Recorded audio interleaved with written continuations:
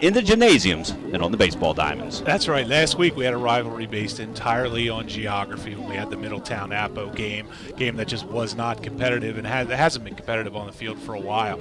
This week we have a true rivalry. As you mentioned, many of these players have competed with and against each other. Many of the families are familiar with one another, but the real rivalry here has taken place between the lines. In the past 5 meetings between these two schools dating back to 2012, Caravel's won 3. The total points scored in those 5 games is Caravel 112, Hodgson 113. You can't get much closer than that.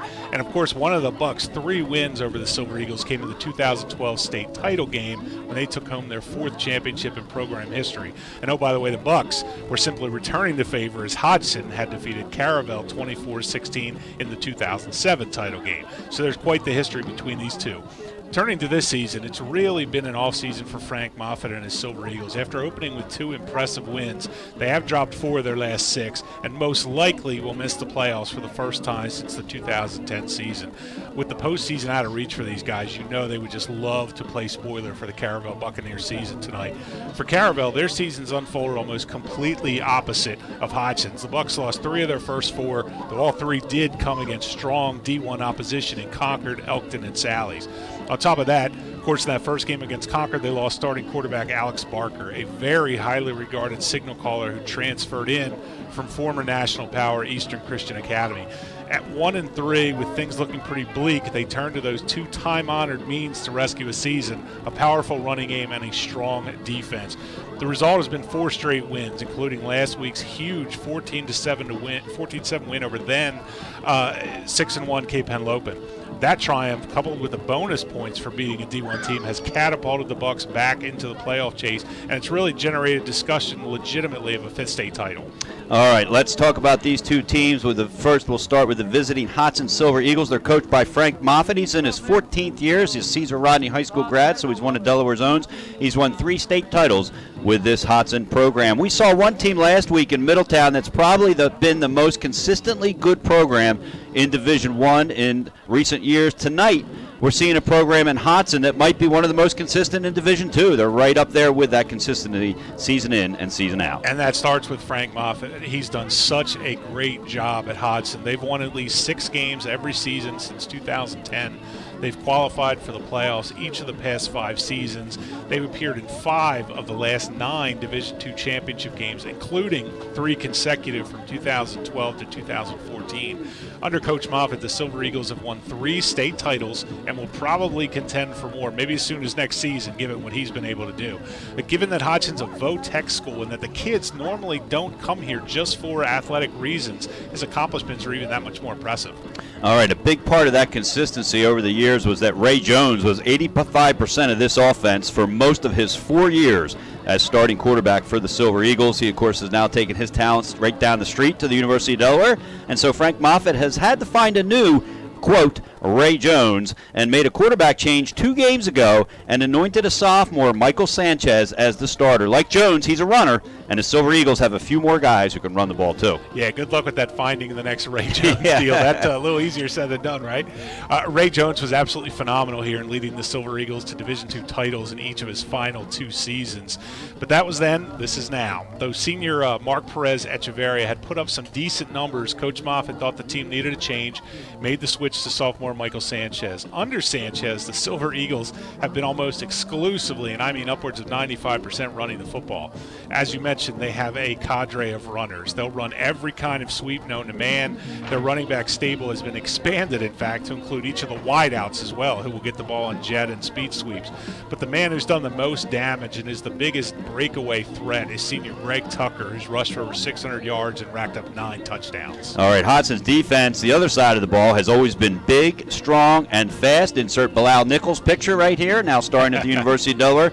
This team doesn't seem to be any different. The question is whether or not they have those one or two difference makers, like Bilal, who's now at UD, as I mentioned, that Frank Moffitt always seems to have. That's true, and they may have one this year, which I'll get to in a minute. While the offense has really struggled to achieve any consistency this year, the defense really hasn't had that problem.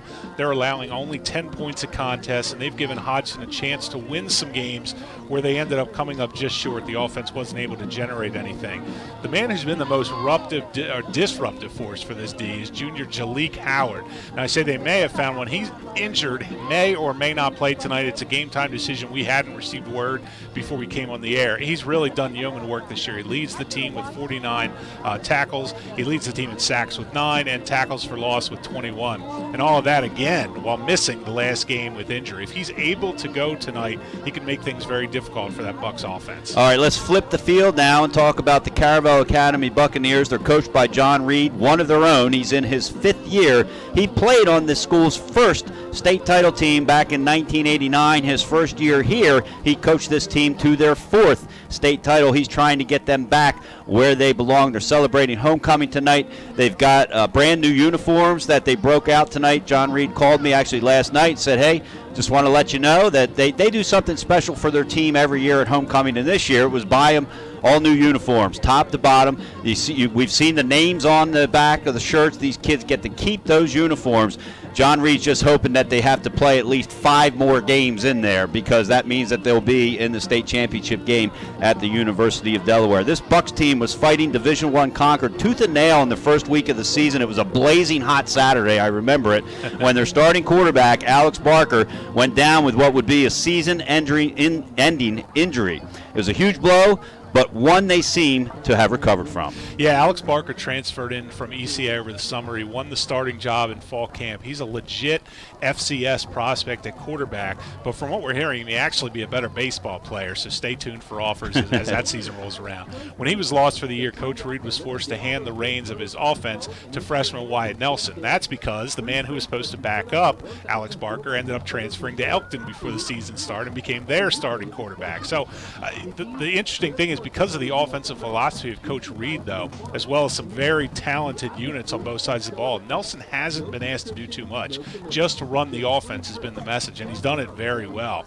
After some initial growing pains against really strong opposition, Nelson's helped lead the team to 4 straight wins, and while the majority of their offense has been ground-based, he's chipped in really nicely, throwing for 655 yards and 3 touchdowns. This Caravel team's like Hodgson is very consistently in the playoffs. Last year was the first time they've missed the playoffs since 2011, and as I mentioned, they control their own destiny. In my conversation with John Reed last night, I asked him, I said, Coach, where are you playoff-wise? And he said, well, the way I have it figured out, we control our own destiny. We're right now the 7th seed. If we win out, nobody can knock us out, but at the same time, if we lose one of these 2 games, and the last game that they have left, which is Capital Christian Academy in Maryland, is what he called a solid Division II team. Yes. So, they control their own destiny, and they're playing 2 teams that, if they're going to be a contender for a state title, let's face it, they should win. And I think John Reed would tell you, if we can't beat Hodgson tonight at homecoming on our own turf, we probably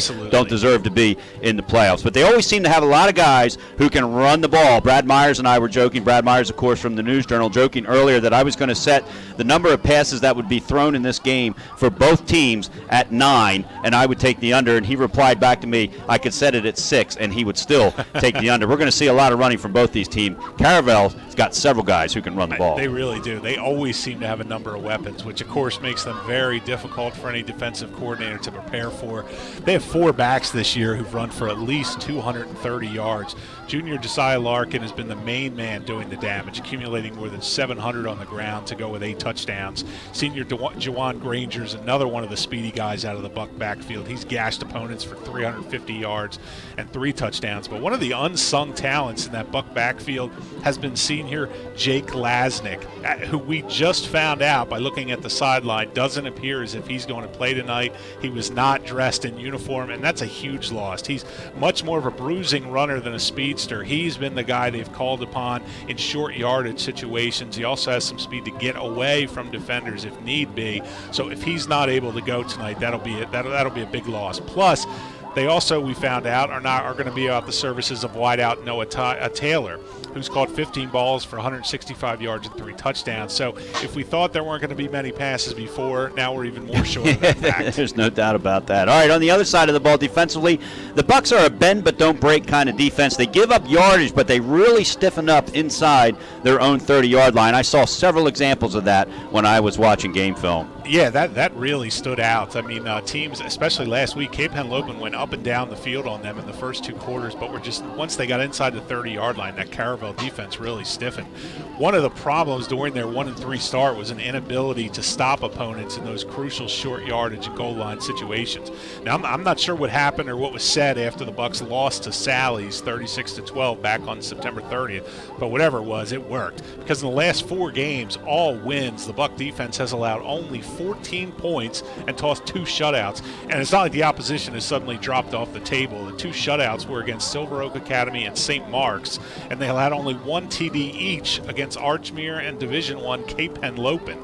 If the Bucks can slip into the playoffs, and it looks like with 2 wins they're going to do just that, they cannot lose either one of these games, that's for sure. They could be an extremely dangerous opponent for anybody, and as I said before, they harbor legitimate title hopes. We talked at the beginning of the season, before the first game even kicked off, that Thursday night game we did, that Caravel was a team that could start out the season 1-3 and still have a legitimate shot to win a state championship because of their schedule, and that's exactly the position that they are in right now. And remember, they've done that with without their first-string starting quarterback. A great job by John Reed and his staff. All right, coming up, Marty and I are going to take a look at this week's coaches polls for both Division I and Division II. You're listening to the week number 9 Game of the Week here on Fox Sports 1290 and watching it live on 302 Sports. Now with your American Express card, it's extra special to shop small at local stores because today you can earn even more rewards. Now through December 31st, eligible American Express card members can earn more rewards when they shop small in their neighborhood. Learn more and enroll your card today at americanexpress.com. Prepaid and corporate cards, cards issued by other financial institutions, the Plum Card, and certain other cards are not eligible. Reward cap and other terms apply. Anyone who's been handed a crying baby or their girlfriend's purse, hold this, babe, knows some things are easy to put down. One thing that's impossible to put down, Taco Bell's rolled chicken tacos. They've got marinated all-white meat chicken rolled up in a crispy shell with your choice of 5 dips. Hey, where's my purse? It's with the baby. Where's the baby? With the purse. Taco Bell's rolled chicken tacos. Easy to dip, impossible to put down.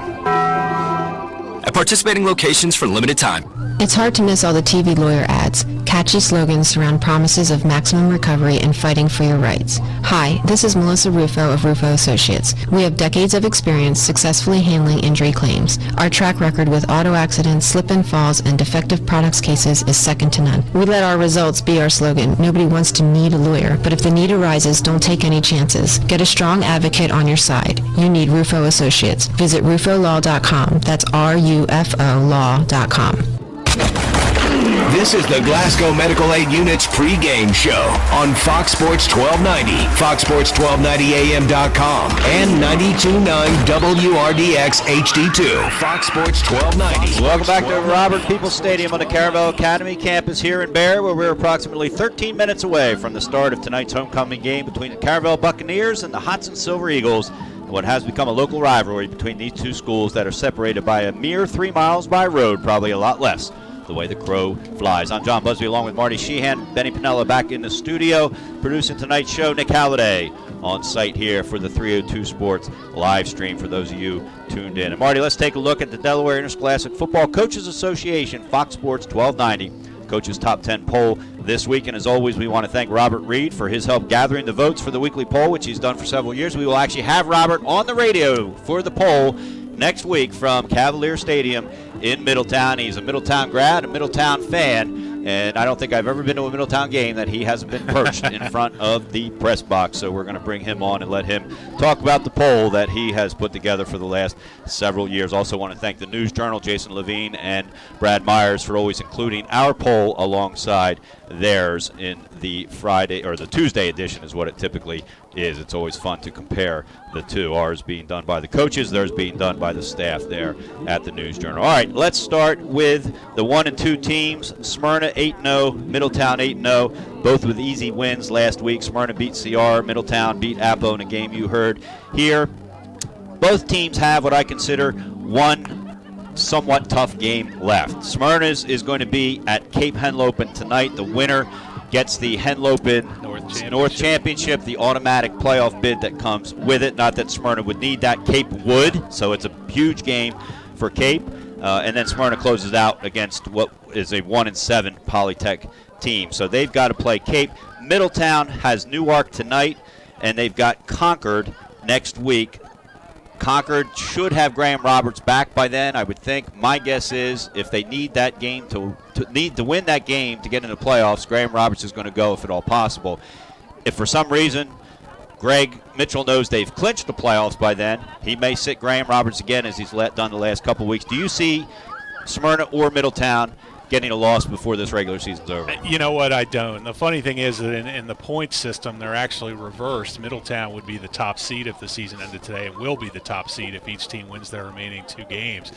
And, I just don't. Even with Graham Roberts back, and that you're right, that could be iffy because if Cape Henlopen is able to find some way to knock off Smyrna tonight, I would think that really hurts Concord, especially considering they're probably going to get another loss next week. If Cape Henlopen can't do it, and chances are Smyrna had their, every season these teams get one near miss. Smyrna kind of had theirs against Sussex Central.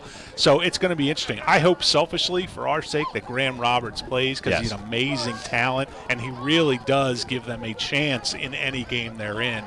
But I'd have to say, with the seeding on the line, if both teams win tonight, Middletown's going to be full bore for that game. All right, coming in at number 3 is William Penn and Sally's number 4. Those two teams flip-flopped in last week's poll because William Penn defeated Sally's. I think both of those teams are probably going to be in the playoffs. William Penn plays 1-7 Charter team, and then what is right now an 0-8 Delcastle team. Sally's already has defeated Sussex Tech in their Week 9 game rather easily, and they play, of course, in the big showdown, the St. Mark's Sally's game next week, and St. Mark's will be looking to potentially play spoiler in hand Sally's, their 4th loss of the season, which may knock them out of the playoffs depending on how the rest of things go. Concord we've already talked about. Sussex Central is probably going to be the one that's left out with possibly an 8-2 record. Cape Henlopen, you mentioned, who knows what's going to happen with our friends down there, the Vikings. Appoquinimink is out, Sussex Tech is out, Dover is way out at 2-6, and yet still comes in at number 10 of the top 10 there. Marty, your best hunch, if I asked you right now, who are the 6 Division I teams going to be? I think you're going to have Smyrna, Middletown, William Penn, Sally's, Concord, and Sussex Central. I think Cape is going to be the odd man out. I think they're going to take it on the chin from Smyrna tonight. Sussex Tech is a game most likely they're going to win, but I don't think at that point it's going to matter.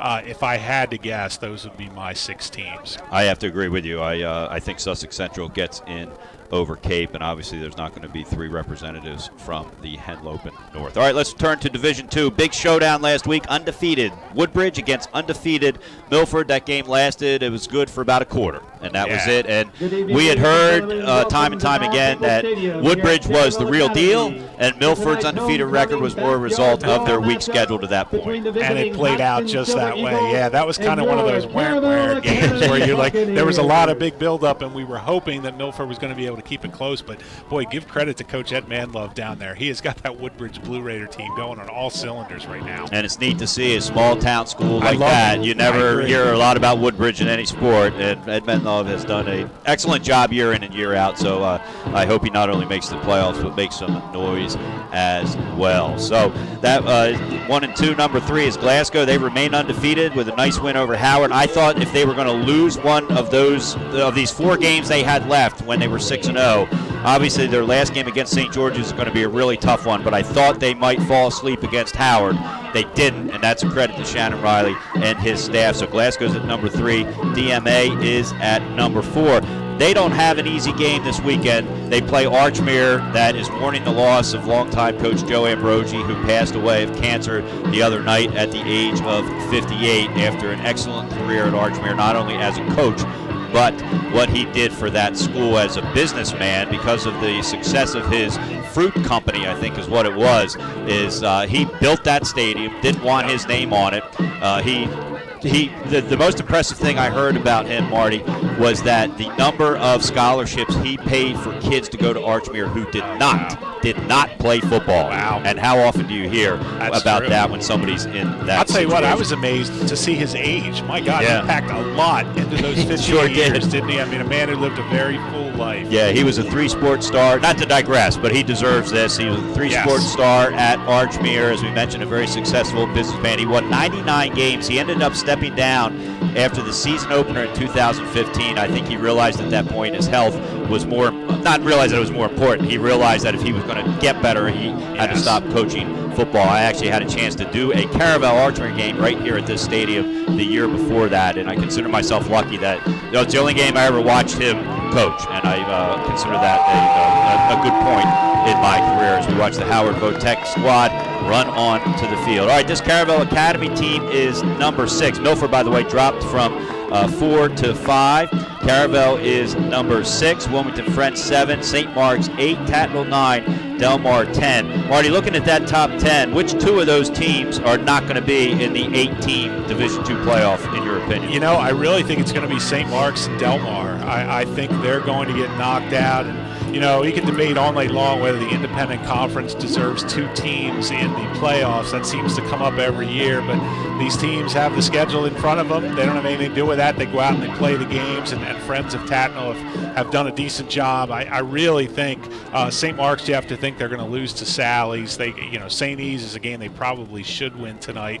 And Delmar is going to lose to Woodbridge, that possibly lose to Milford next week. So I think it's going to be very tough. But I think St. Mark's and Delmar are the 2 teams out there. All right, I agree with you completely. All right, time now for the DFRC Blue Gold All-Star Senior Player to Watch. The DFRC, the Delaware Foundation, reaching citizens with intellectual disabilities. This year marks the 62nd annual DFRC Blue Gold All-Star Football Game at Delaware Stadium.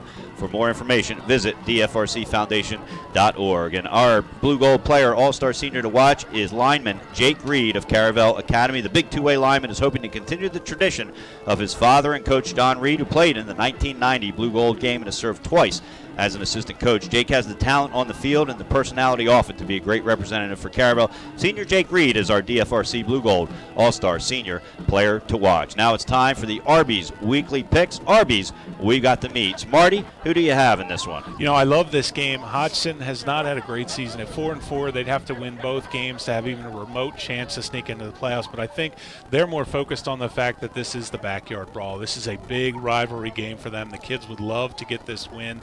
That being said, Caravel has too much to play for. They have too many weapons offensively. They win these last 2 games, they're most likely in. So I'm going to go with Caravel 28-14. All right, this Caravel team has more talent than its 5-3 record might indicate. All 3 of the Bucks' losses are to Division I teams. 2 of them, Concord and Sally's, which might make the playoffs. This team showed me a lot going down to Cape Henlopen and beating tonight's game. Nick Halliday on staff here, producing 302 Sports, the live stream. It's the 4-4 Hodgson Silver Eagles against the 5-3 Caravel Academy Buccaneers. It's perfect football weather tonight in November. It's a 49 degrees real feel. I just checked it out on my iPhone. Love that app, the real feel, right. What it's really like.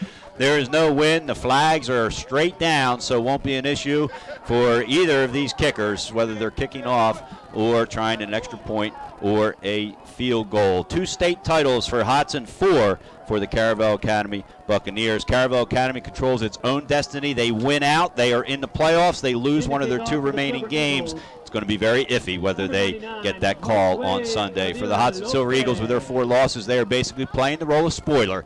And, Marty, they'd like nothing more than to spoil it for the Caravel Academy Buccaneers tonight. Hodgson is going to kick off moving left to right as we see it. And that is Josiah Lopez, who kicks off, and the ball is taken at the 22-yard line, and a big hit there on Nicholas Jones. And he got back to the 32-yard line where Caravel will start. Yeah, that's Anthony Roundtree making his presence felt on the opening kickoff there.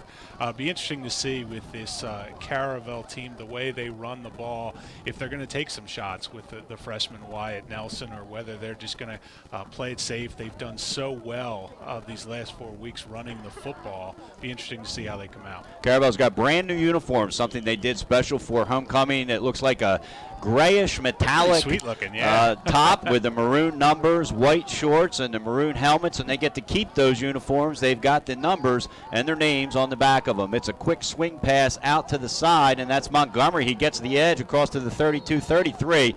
A lot of running, going to pick up about 3 yards to the 35-yard line. And that's what you're mainly going to see out of the Caravel passing game. They use it as an extended handoff. Basically, Mandela Montgomery has been one of the guys who's been more apt to do that than the others, and especially as we said, they'll be missing Noah Taylor tonight, so Montgomery should see some more action. Both these teams run the ball a heck of a lot more than they pass it, so the clock is going to be moving most of tonight. 3 wide receivers out to the left. It is 2nd and 9. Flag on the play, and that's going to be Nelson, who rolls around the left side. He's going to pick up about 3 yards, and he's going to be about 3 yards shy of the first down. Yeah, that looked to be in the area of an illegal formation, perhaps, on which would be an illegal procedure on Caravel. Was thrown right at the snap of the ball. Illegal shift being called on Caravel. Yeah, the wide receivers to the near side of the field were having a little bit of trouble getting lined up. So an illegal shift on the second play from scrimmage is going to back them up, and they're going to do that from the 33-yard line where the original ball was hiked. Going to take them back to the 28-yard line, and it's going to set up a repeat of 2nd down, and looks like about 14 yards to go. Caravel on the left hash mark, moving right to left as we see it. Hodgson with the white tops, the maroon pants, and the maroon helmets to go along with them. The give is up the middle, and that is Larkins, and he's got a break in the seam, and he's crossed midfield to the 45-yard line before he's dragged down by Stephen Small, making his 28th tackle of the season. If you watch tape, that's what you see from Larkins. He's got that burst right through. Great job by the offensive line. And actually, Larkins looked like he was waiting for Jawan Granger to throw that last block. Granger wasn't able to get in front of his man, so the play did come to an end, but nice job by Larkins. One of the key runners for this Caravel team, Jacob Lasnik, is in street clothes, limping around before the game, along with Noah Taylor, who is the team leader in reception. So it's going to be a lot for the rest of the team to load there. Larkins around the right side, and he tries to break across the edge and instead cuts up and is going to get to about the 38-yard line. Going to bring up a 2nd and about 6. Another great job by Josiah Larkins getting to the outside, so he cut it back up, and so they've on their heels. And they end up marking the ball at the 39-yard line. Going to bring up a 2nd and about 5. For the Buccaneers. They huddle again. They're moving right to left. They're now on the right side of the field, on the right hash mark, furthest away from us. Single man in the backfield, trips to the right. The give is up the middle, and they stop cold there and actually drag backwards, but they're going to give him a 1-yard gain there. That again was Josiah Larkin.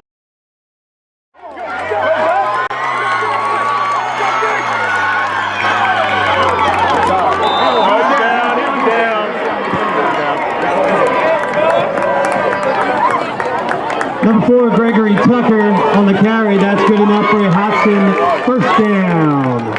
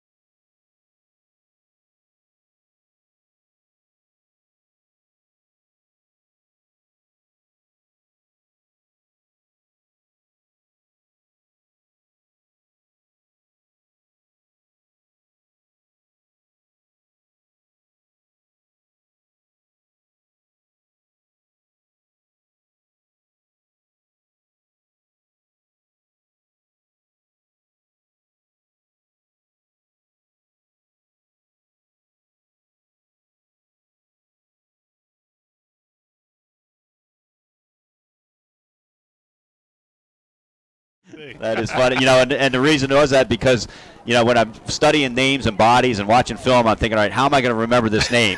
it's okay. Associated. Nelson Mandela. And I know Montgomery. So that was fun. Glad you pointed that out. Going to bring up a first and down for going to be on their own 31 line, moving left to right as we see it. Ball on the left hash mark again. In playing quarterback is sophomore Mike Sanchez, making just his third start of the season. The give is up the middle. No, Sanchez keeps it on the quarterback option, and he gets dragged down. They might give him the 1 yard gain, maybe not. We'll see where they end up marking it. Looked like some real indecisiveness there from Sanchez. Again, this is only his, I believe, his third game, as he was just made the starter 2 games ago. That time, it looked like they tried to do a little bit of read option, but he took a little bit too long to make that decision. By the time he finally did the Caravel, front 4 was on top of him. And so that's going to bring up a second down and about 11. And this time another fumble. Sanchez and the center there struggling a little bit. Caravel says they had it based on Tucker's. They do, and the referee comes out of the huddle. I still don't think an official signal has been made.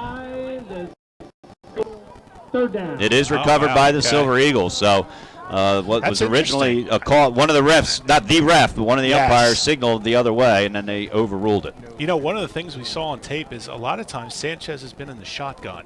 Yes. He's been almost exclusively under center tonight, and that's the second exchange that we saw a little bit of confusion on. So it'll be interesting to see if they change that up as they move forward. What they have changed up is the quarterback. And yes, Mark Perez Echeverria is now in. Michael Sanchez is off after mishandling the second ball of the night, and so we'll see if Perez Echeverria can make a difference. And he hands off to Larkins, and Larkins barrels up the middle, is going to get to about the 34-yard line, and that's going to bring up a 4th and a long, and I would expect a punt at this point. And you know, now give it to George. This is one of the better running backs on the Division II level that I've seen, picking up yardage time. So yeah, change. They are going to get the soft in Sanchez punt. As we'll see what stays in to play quarterback. They kind of put him aside, and coaches talk kick away, nice kick at the 35-yard line, and they're just going to let it. Joanne Granger is going to let it bounce around and roll out at the 4 yards. So Caravel is going to have third possession of the game. They turn it on downs, and on their 3 all the amount of both teams run the ball here, have a scoreless game. John Busby along with Marty Sheehan. It's the backyard brawl homecoming here at Caravel Academy as the Bucks are hosting the Silver Eagles. Marty, we'll see if Caravel can put something together here. Yeah, it's kind of interesting that it's been a sort of a feeling out process so far between these two teams. Woodbeck, given how much they know each other. Be interesting to see from this point if someone's able to break something. Nelson is going to be under center.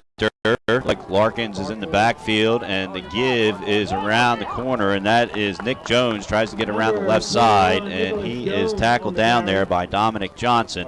And so a nice defensive play, a nice defensive read there by the Silver Eagles. And watching tape, it's very hard to get around the edge on Hodgson. They're not a terribly big defense like we've seen some other weeks with some teams. We talked about Middletown last week. Not a big defense, but a very fast defense. I would put Hodgson in that class as well as far as having more speed than size. So if you're going to get a big hole in Hodgson, it's most likely going to be something daylight off the tackles. Second down and 10, moving right to left. The Caravel Bucks, 2:33 to play. Scoreless game here in the first quarter. Granger goes in motion, and it's going to be an end around. Instead, he's going to cut it up where the tackle is, and he picks up about 5 yards. So a nice read there by Granger. It was actually, you know what, they actually had Matthew Bowe, the junior, was setting the edge, and I don't think Granger saw it and decided to cut it up, which, you know, it's better safe than sorry there, but it looked like Granger was going to be able to set the edge that time. So, yeah, interesting. Just nobody's been out, aside from Tucker with that one long breakaway, no one's really been able to execute or find big holes in the defensive fronts. Under 2 minutes to play here in the first quarter of a scoreless game. It is 3rd and 5 on the 39-yard line. Caravel moving right to left.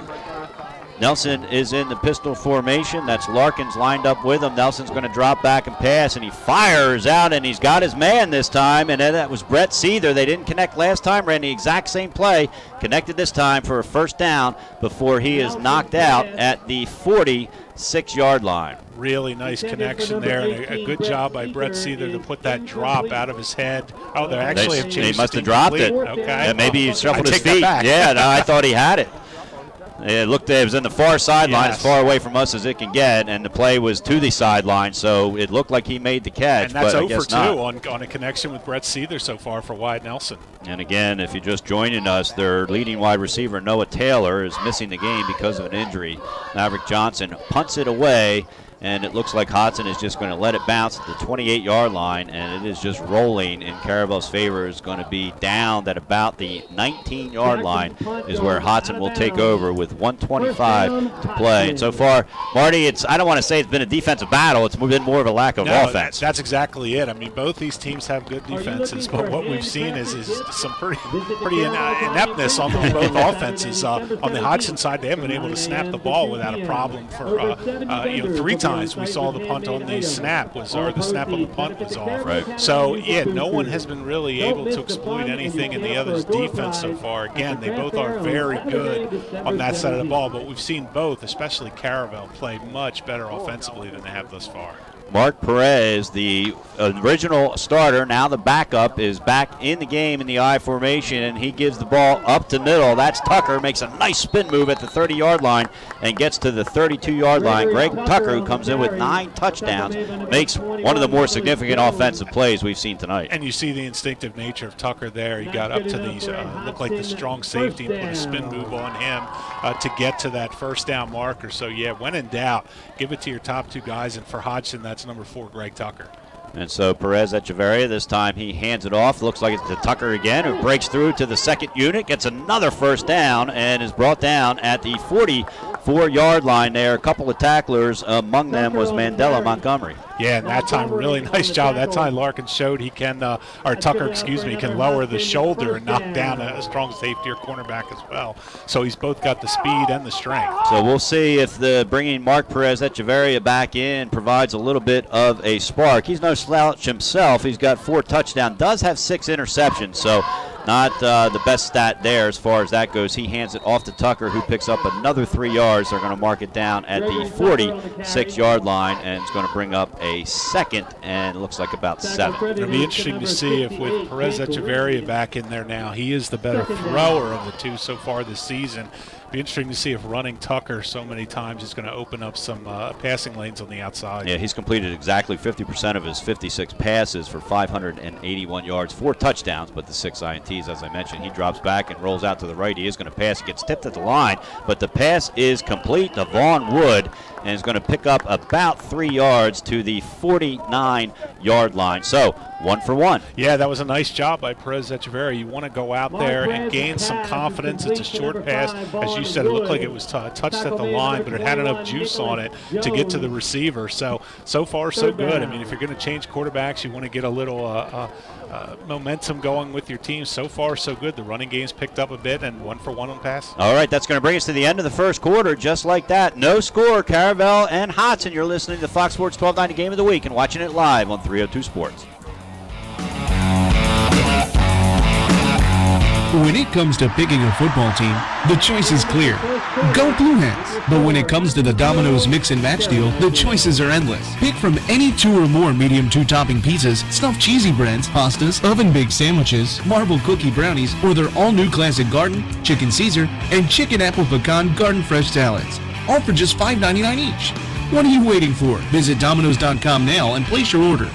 That's Domino's.com to mix and match for just $5.99 each. High school football on Fox Sports 1290, foxsports1290am.com, and iHeartRadio Fox Sports 1290. We are scoreless here at Bob Peoples Stadium between Caravel Academy and Hodgson Votech. The Silver Eagles are putting together a somewhat of a drive, the best drive, I should say the second best drive we've seen. Caravel put together a good drive and ended up stalling and turning it over on downs. But it is a 3rd down and 5 for Hodgson now. They are on their own 49-yard line, moving right to left now as we see it.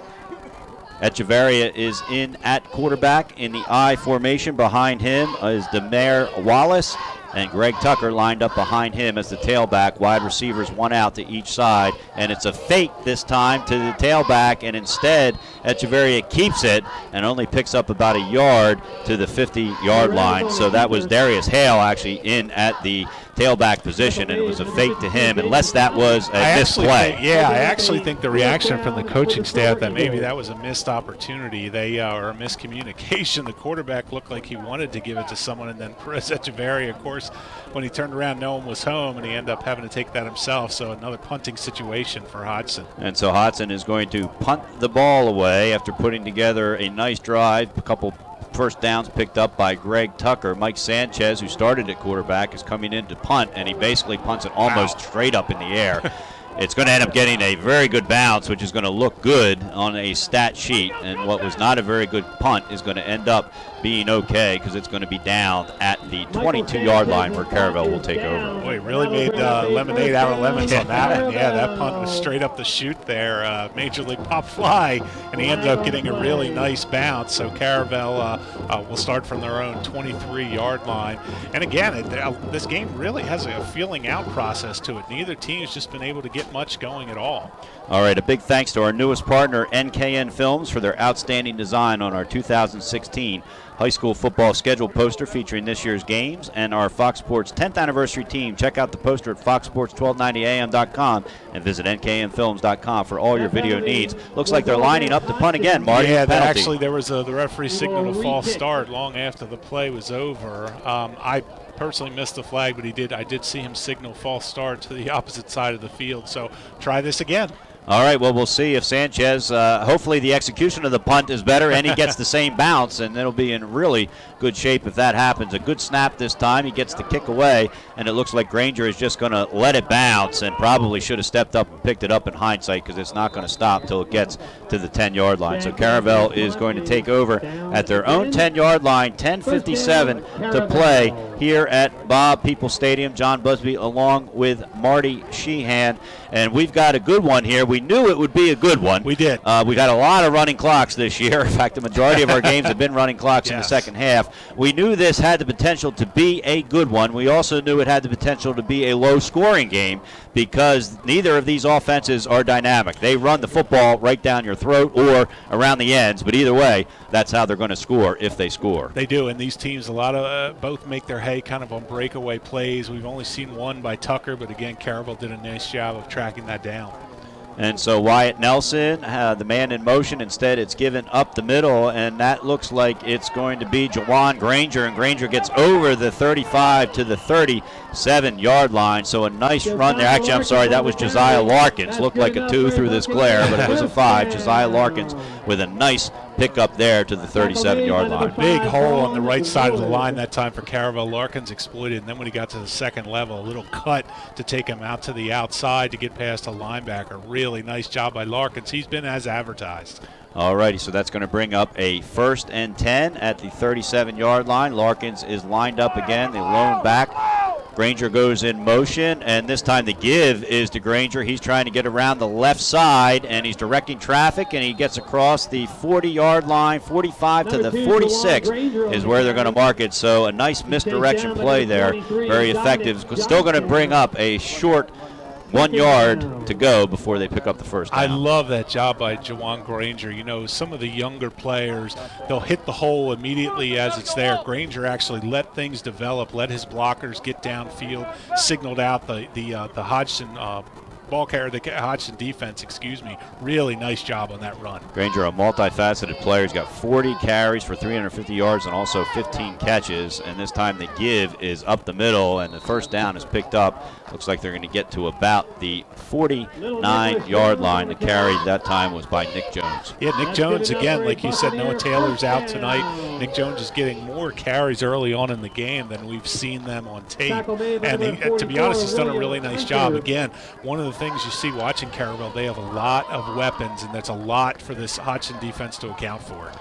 9:33 to play here in the second quarter, I should say. We are still tied 0-0. Caravel moving left to right. Wide receivers lined up on both sides, 2 apiece. Nelson drops back. He's being flushed out of the pocket. He rolls to his right and then just fires it out of bounds. I haven't seen a flag yet, but I guess because he was outside the tackles, maybe there's not going to be a flag. Actually, yeah, there it is.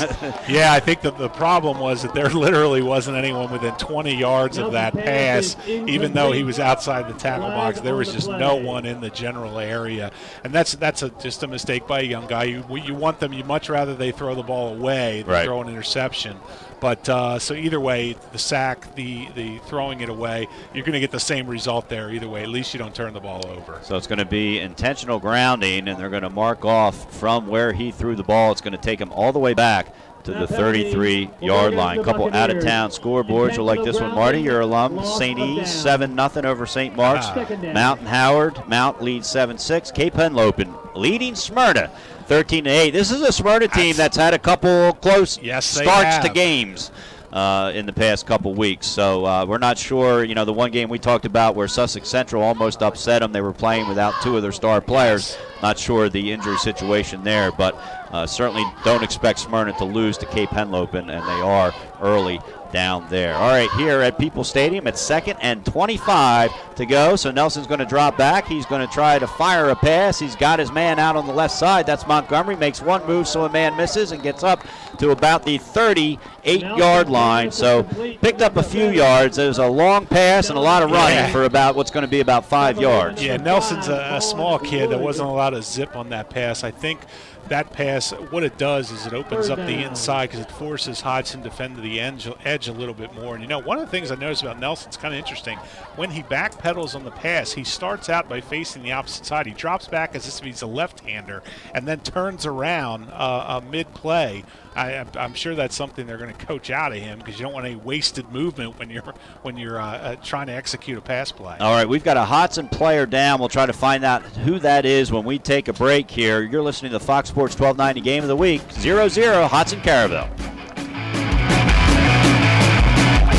Sharp pain you get in your stomach when you're starving? You skipped lunch and your body is screaming for dinner? Now imagine the same feeling day in, day out, but with no dinner, no lunch, and no breakfast. November 10th and 11th, join Fox Sports 1290 for Turkey Roundup 2016. Drop a frozen turkey, non-perishable food item, or monetary donation off 5 a.m. and 7 p.m. at the Food Line in Middletown or on Route 8 in Dover. Everything collected goes to the Food Bank of Delaware. Have questions? Visit foxsports1290am.com. From 2007 to 2016, 10 seasons of high school football on Fox Sports 1290 and foxsports1290am.com.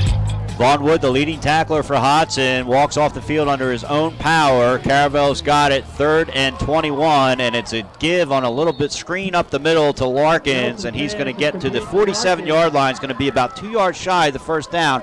Will be an interesting call. 12 yards shy of the first down. Won't be an interesting call. No. Maverick Johnson will be on the punt. You know what, though? It was actually an interesting call, like one of those jailbreak screens that they run up the middle, something they hadn't run in this game so far. Both these teams tend to run a lot of screen passes and a lot of sweeps in their repertoire. So backing up will be Oladayo Adelike. He's standing on his own 20-yard line. Maverick Jackson is on his own 35-yard line.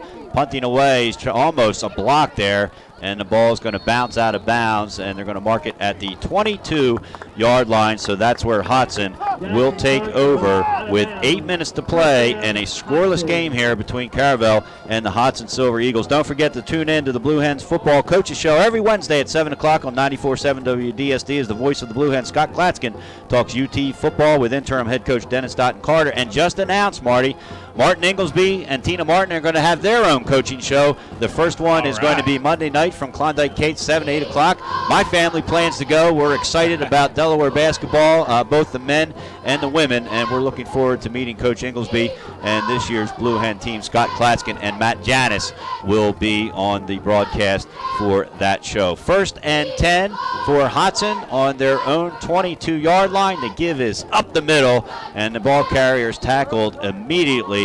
Looks like he's going to get back to the line of scrimmage, and that's about it.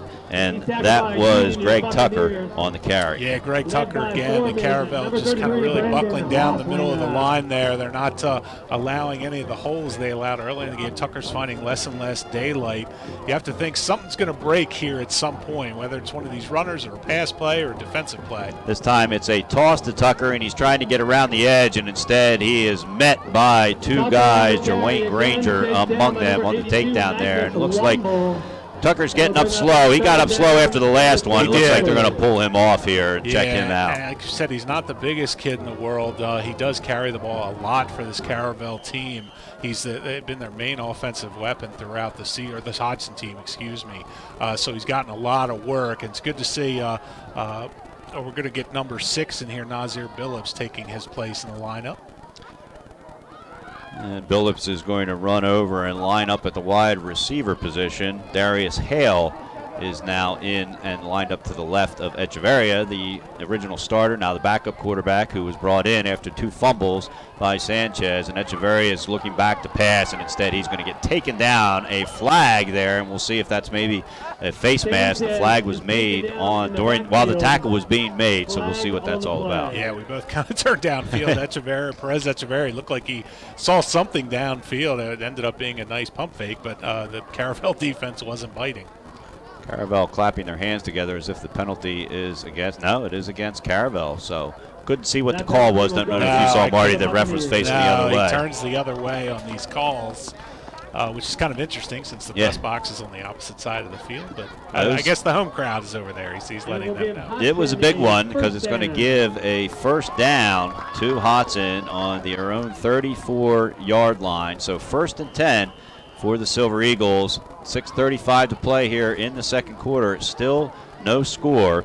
And we've got Darius Hale lined up to the left of Echeverria. The give is to Hale, and he tries to get around the right side, bounces out to the right, gets up through the second unit, and manages to get the ball over the 46-yard line, where it's a first down for the Bucks. Great job there by Darius Hale. He hit the middle of the line. There was nothing there. He bounced it outside, found himself a little seam right outside of the tight end, turned it upfield. So depending upon what's going on with Tucker, we may start to see Hale a little bit. He was not a guy we saw a lot of tape of. No, we certainly didn't see a lot of tape of him. And in fact, I've got him down for 1 sack.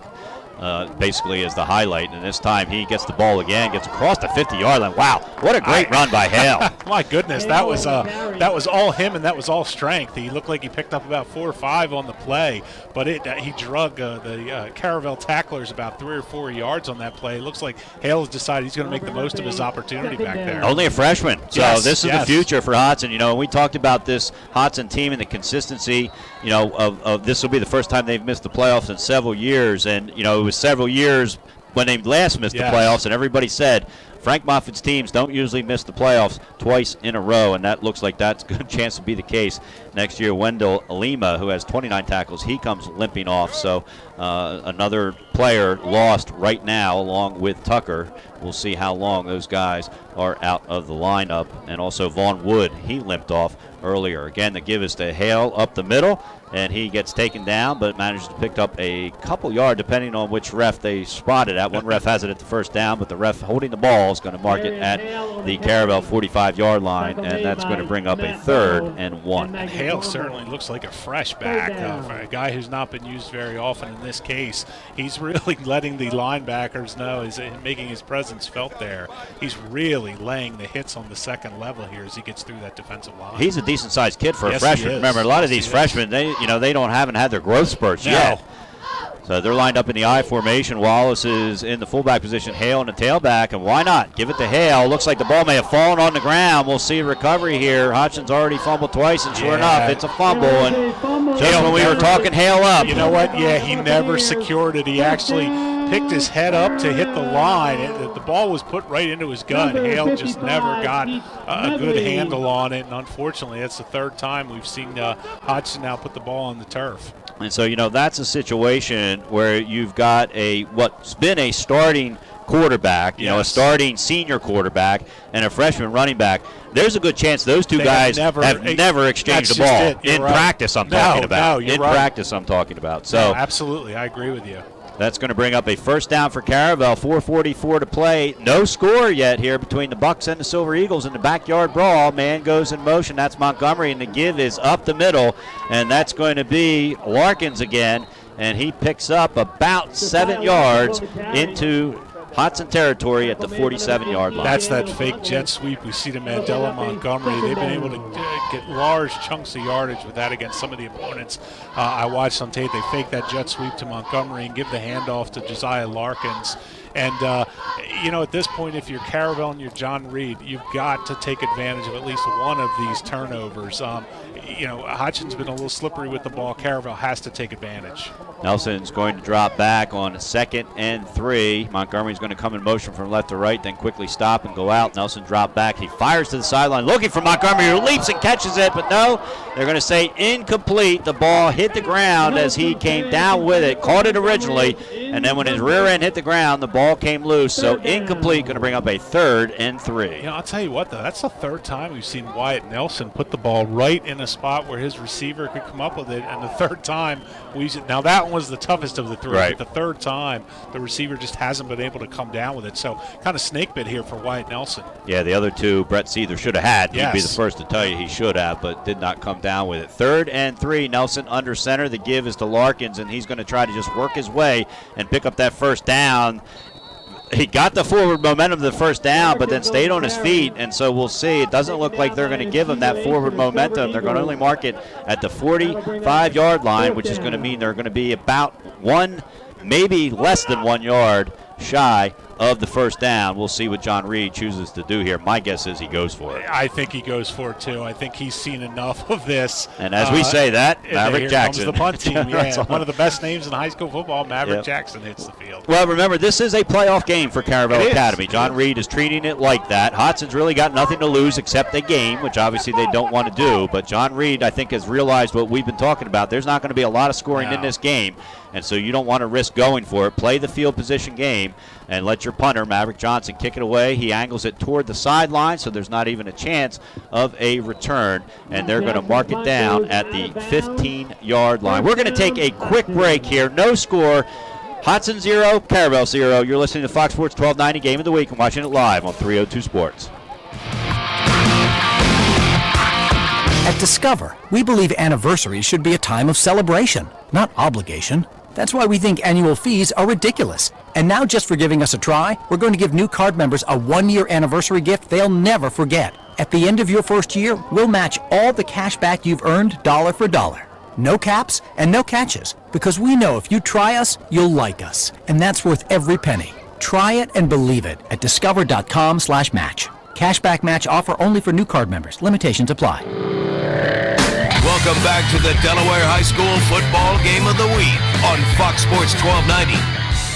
John Busby and Marty Sheehan in a scoreless game here. Caravel and Hodgson. Hodgson has taken over at their own 24-yard line, and good news for them. Tucker is back in the game. Greg Tucker, who left after taking a couple big hits in the last series, is back. He gets the ball and picks up about a yard. Going to bring up a 2nd and 9. Hodgson moving right to left as we see it. I formation. The give is to Tucker again. He drives up the middle. Going to pick up a couple yards. We're going to mark it at about the 27-yard line. After the last carry, the first carry, Tucker got up slowly again.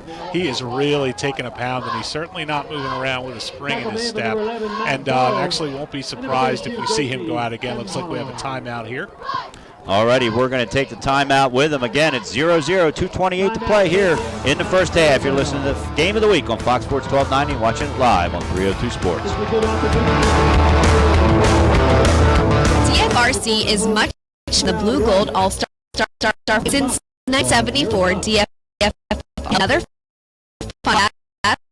sets of programs to enrich Delawarians with intellectual disabilities. Buy your tickets today for a starry night, this year's DFRC Holidazzle event on November 5th at Hocasset Athletic Club. Enjoy music, delicious food, cocktails, and a silent auction while raising funds to enrich the lives of Delawareans with intellectual disabilities. Visit dfrc.org to get your tickets today. High football on Fox 1290 AM and 2:28 1:28 to play here in the first half. Hodgson has the ball 3rd and 7. Echeverria drops back, looking to pass to his left. Instead, he rolls out to the right, getting chased. Fires to the sideline, has his man. That's Corey Jones. And they're going to get spotted at the 33-yard line, just shy of the first down. At least that's what it looks like from our vantage point. You know what? This Caravel defense has done a really nice job. They're shutting down in the secondary these Hodgson receivers any chance that Echeverria might have to get big yardage. And the refs are going to measure here. They're that close. The sticks are literally on the opposite side of the field. So a nice job here by the officials while they're doing that. I'm going to remind you that coming up on the Fox Sports 1290 AM halftime report, our producer and studio host, Benny Pinella, will have football news and scores along with a preview of the weekend's matchups ahead. Plus, we'll be back with a review of the first 24 minutes of action. Not a lot of scoring, but a lot of action. It's all coming up at the half. Also, the Special Olympics Unified Flag Football Playoffs are coming up starting Wednesday, November 9th. Unified sports teams are made up of high school students with and without intellectual disabilities playing under the umbrella of the Delaware Interscholastic Athletic Association. There's 8 teams in the playoffs. For a list of those games and locations, visit www.sode.org. Marty, did you see what they made? They did get the first down. All they right. just barely got it, but they did get the first down. So a nice job by the officials. You know, we've been somewhat critical in the past of officials not measuring as much as we think they should. Exactly. We don't see much measuring anymore. I was just thinking that when they brought these chains out. So it's nice to see if they really, and again, like you said, it's completely on the other side of the field. You love to see them take the time to do that. And so it's going to be 1st and 10. The clock is running, 2:15 to play here in the second quarter of a scoreless game between Hodgson and Caravel. And the give is up the middle to Tucker once again. And as he has all night, he's getting banged around, staying up on his feet.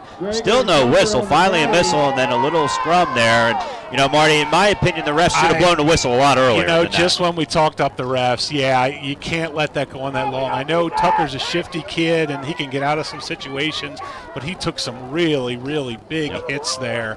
And got jostled around much longer than he should have. Picked up 9.5 yards, it looks like, so it is going to bring up 2nd and 1. Ball on the 43-yard line. 2 wide receivers on each side. To give is right back to Tucker. He goes around the left side, and a nice tackle there by Clay Purnell, but not until Tucker picked up a first down, which also stops the clock with 1:28 to play while they move the chains. And Tucker came out of that timeout with a purpose. He looks like a new man. He's moving a little bit better, even though he's taking the big hits. So if they have a healthy Greg Tucker going, Hodgson could be dangerous here.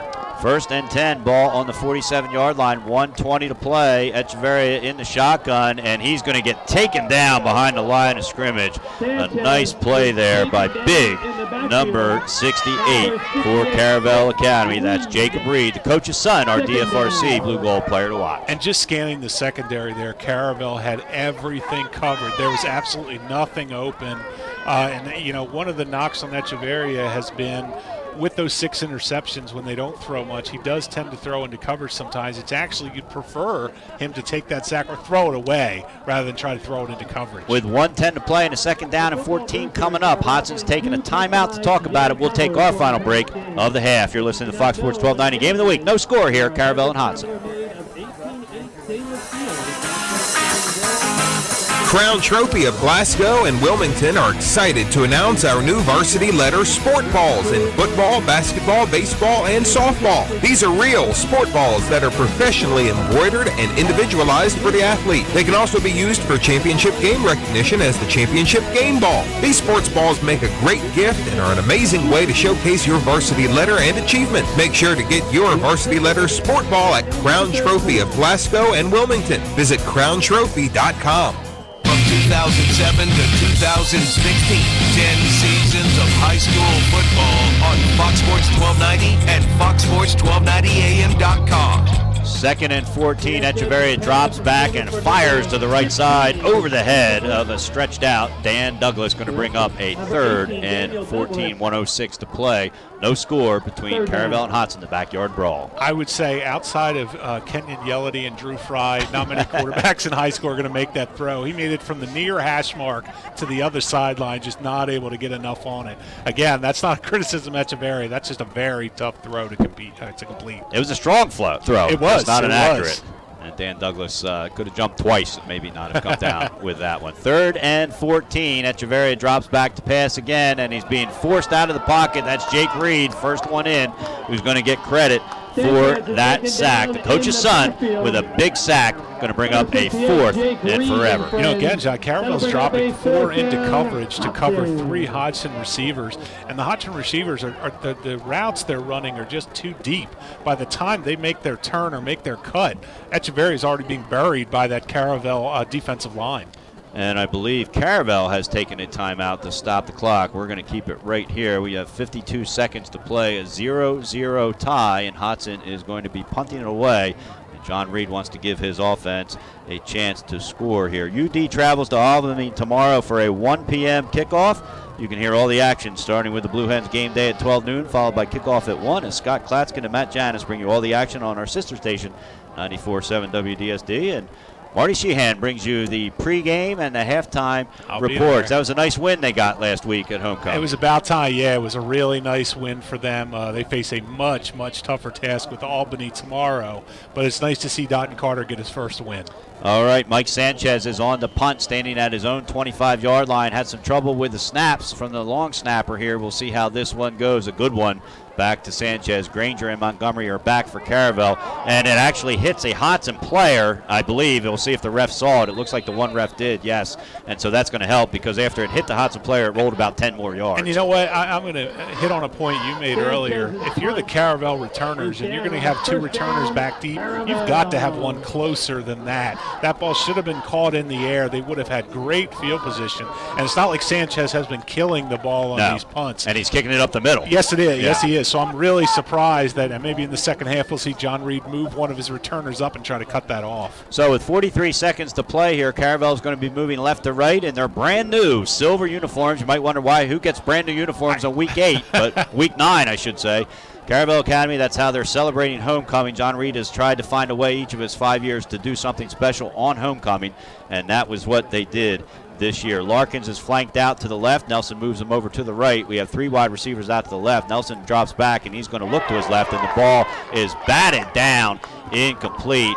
A nice job there by Aladayo Adeliki, who comes in with 2 interceptions. Actually, that was Jalik Hayward, my fault there. And Jalik Hayward's a big addition. It's good to see him back on the field. He did miss the last game. You know, Wyatt Nelson, that snap was terrible. It took forever to get back to him, and that really threw off the timing of that play. Nelson took about 3 steps backwards before he actually ever got the snap, so that timing of that was thrown off from the beginning. We've seen some interesting experiences on the snaps for both teams tonight. Caravel struggling a little bit on offense. They are missing their best wide receiver, Noah Taylor, and one of their leading rushers, Jacob Lasnik, who were both hobbling around in street clothes before the game started. So 2nd and 10, and it looks like somebody's going to take delay a game. And, you know, I was going to say there's been a couple times where the Caravel has struggled getting their substitutes in tonight, and part of that comes with 2 starters not being in the lineup.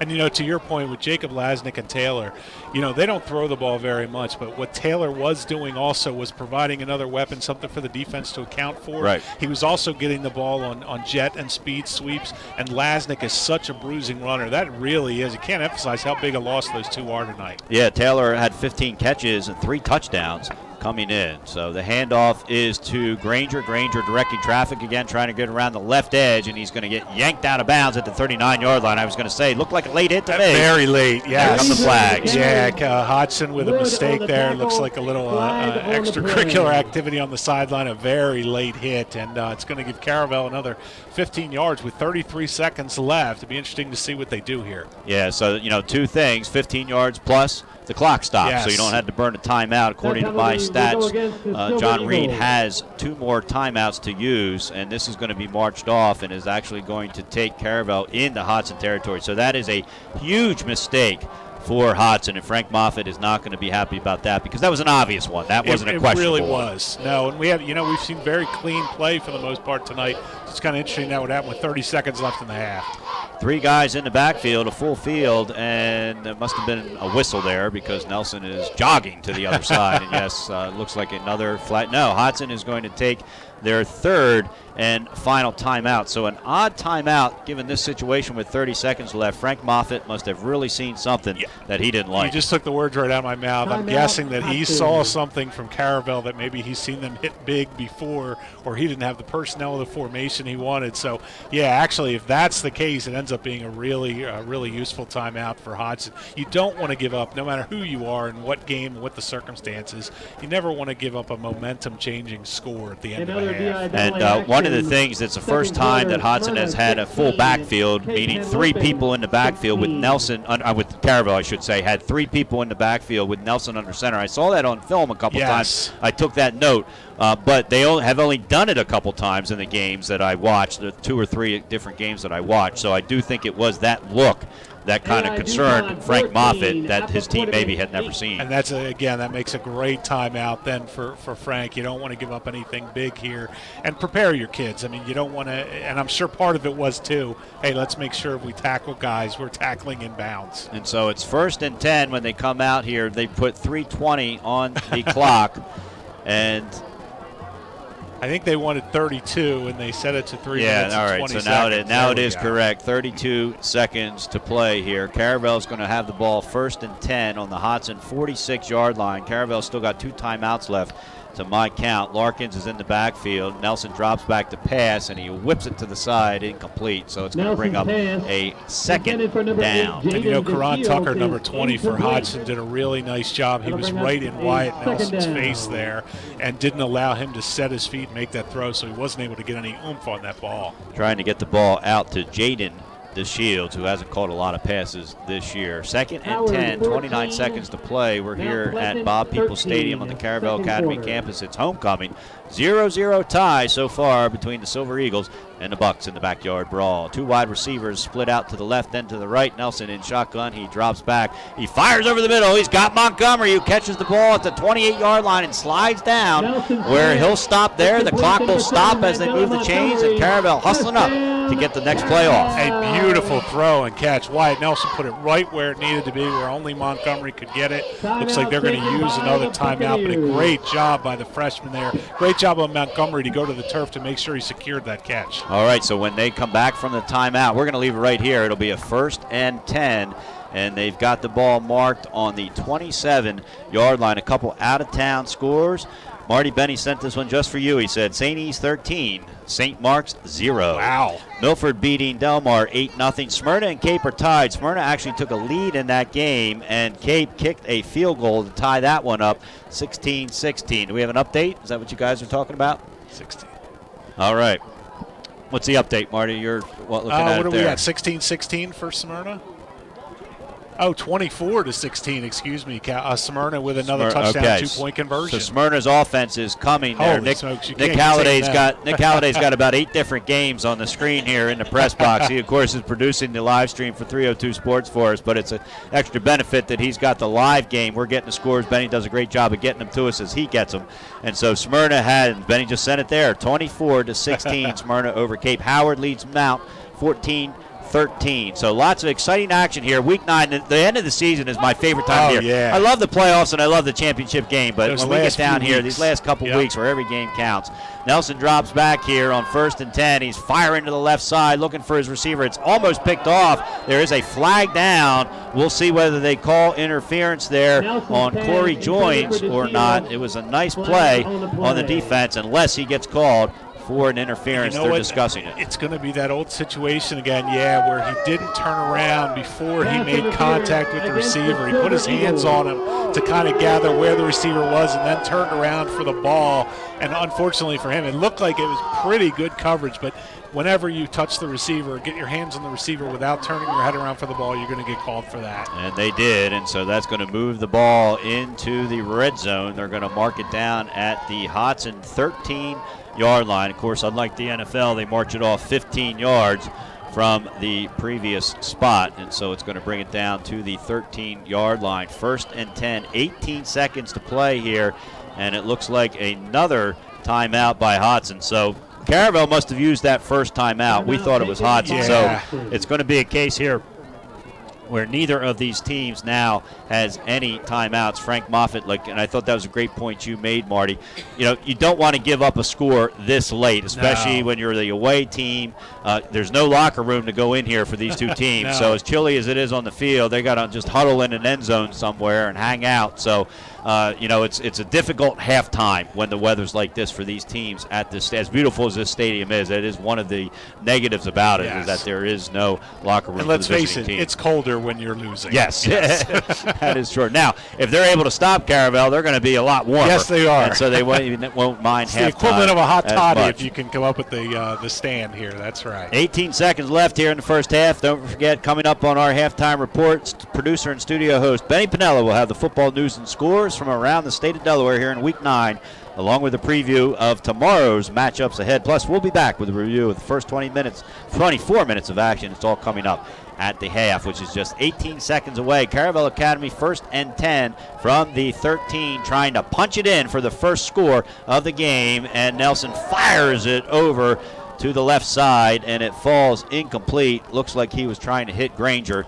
and the ball skipped into Granger's arm. Yeah, he actually had Granger wide open in the quarter there. Granger was going to be out at about the 2-yard line or so, but he did have it. Nelson just, again, rookie mistake, just put that ball into the turf, rushed it a little bit, but he did have Granger wide open. Nelson's thrown, he's got 56 completions on the season, which sounds like a lot until you divide it by 8, which is the stats that we had coming in, and it comes to 7 completions a game, which is, his percentage is high because they don't throw it much. But my point being, he does not throw the ball much. He drops back again, and he fires this one in the end zone, looking for Montgomery. Montgomery comes down with it.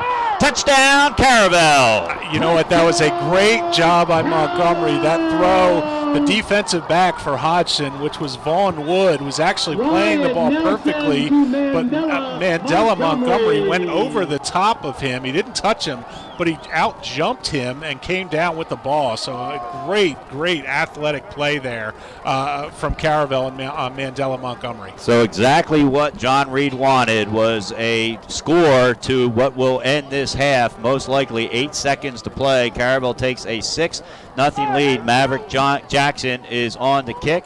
The hold is down. The kick is up. And good. So with 8 seconds to play, we'll keep it right here. Caravel Academy has broken onto the scoreboard and taken a 7-0 lead over Hodgson in this backyard brawl. And a really nice job again. Nelson, the freshman, that time he put it up where his receiver could go get it. Now there was a chance that ball could be intercepted, but working with Mandela Montgomery, I'm sure he knows he has the ability, which he showed, to jump up and snatch that over the head of the defensive back.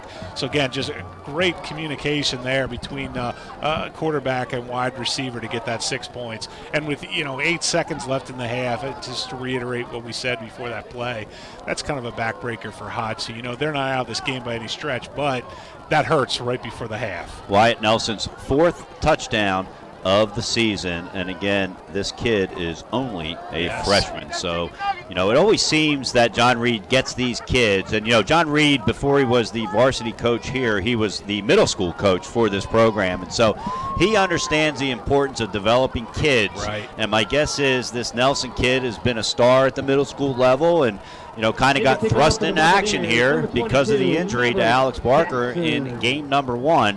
And so he's getting the opportunity and having a very good season, a very solid season for a freshman. Maverick Jackson is getting ready to kick off from his own 40-yard line. 3 guys back to receive, and it's heading to the sideline, and so that is going to be a penalty, but one at this point John Reed probably maybe did that on purpose. I'm actually thinking he ordered him to do that. That was so egregiously kicked out of bounds that I'm thinking he's saying, with 8 seconds, let's not have anything run back on us. Let's not take a chance on anything dumb happening. So, yeah, I'm actually okay with that because Hodgson not having a really efficient passing offense, it makes it really difficult to do anything in 8 seconds. And Hodgson's doing a smart thing. They're going to make him re-kick. Yeah, they are. And why not? Because you have a better chance, given the athletes on this team, I think you have a better chance of running one back than you do of scoring from the line of scrimmage.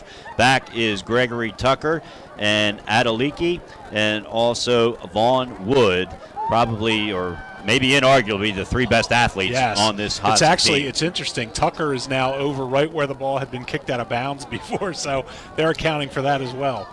So we'll see what Maverick Jackson decides, whether he squib kicks it or what he does here. And he boots it, and he's got it inbounds. It goes. Tucker makes a nice shoestring catch across the 30 to the 35, 40, 45. Tries to best it outside, and instead it's going to be taken down at the 45-yard line where he gets knocked down. 2 seconds to play here. Caravel leads 7-0. It's going to be Hodgson's ball with 1 play left to go, barring the defensive penalty. It's going to be interesting once they get into halftime, the adjustments that Hodgson can make. They've done overall a pretty decent job on defense. Now, a lot of what we've seen tonight is inefficient offense on both sides.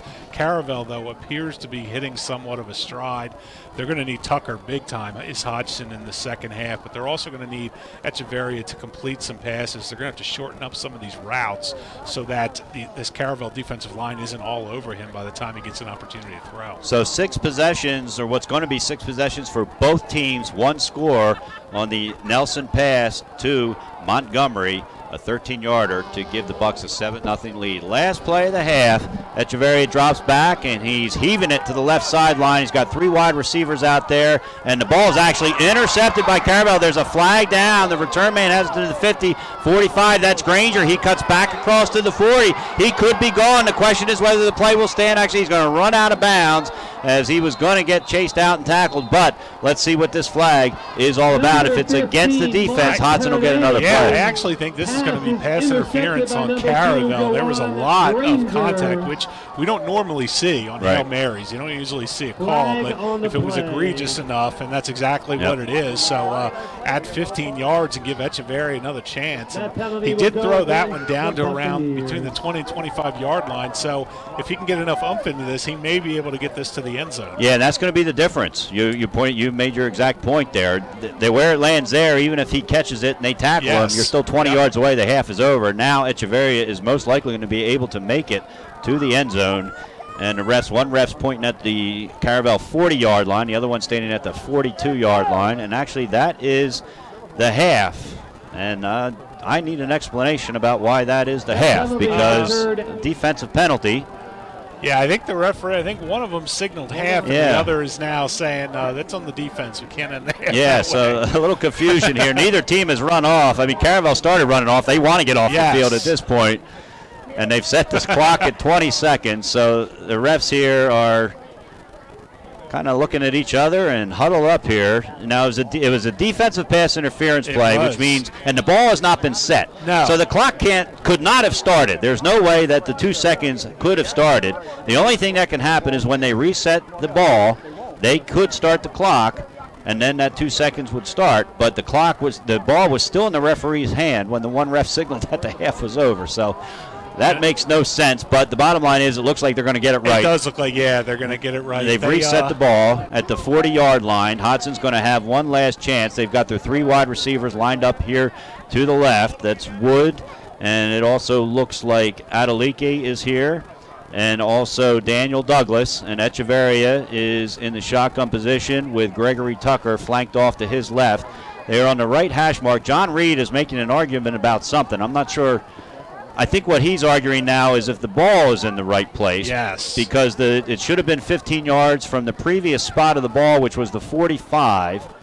So it's in the right spot. It is. 15 yards from their own 45 would put it at the opponent's 40, and that's exactly where they have it. So here we go. 2 seconds left to play, regardless of what the scoreboard said.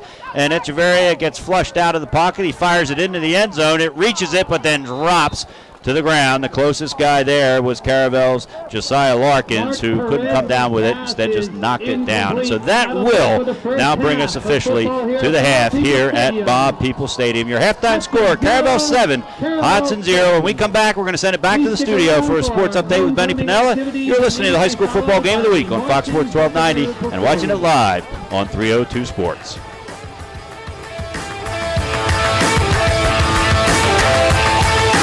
At Discover, we believe anniversaries should be a time of celebration, not obligation. That's why we think annual fees are ridiculous. And now, just for giving us a try, we're going to give new card members a 1-year anniversary gift they'll never forget. At the end of your first year, we'll match all the cash back you've earned dollar for dollar. No caps and no catches, because we know if you try us, you'll like us. And that's worth every penny. Try it and believe it at discover.com/match. Cashback match offer only for new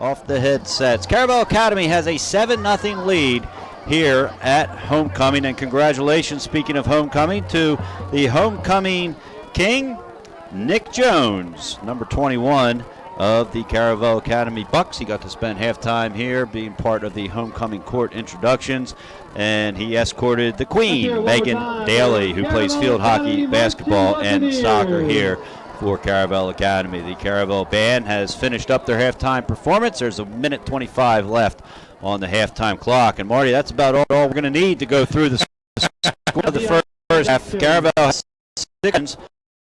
Put it over on possession after driving into Hodgson territory and didn't score a touchdown until their last possession of the half. In fact, they scored, I believe it was with 2 seconds left, when Wyatt Nelson hooked up with Mandela Montgomery on a 13-yard pass. It was Montgomery's 4th touchdown reception of the season, his 6th overall. And so after a little bit of confusion on a kick out of bounds and whether or not the half ended or didn't end and where it was, they went into the half. Hodgson left the field having also 6 possessions, 3 punts, 2 fumbles, and then, of course, the 1 possession that ended on the half. So not the most exciting offensive of games, no. Marty.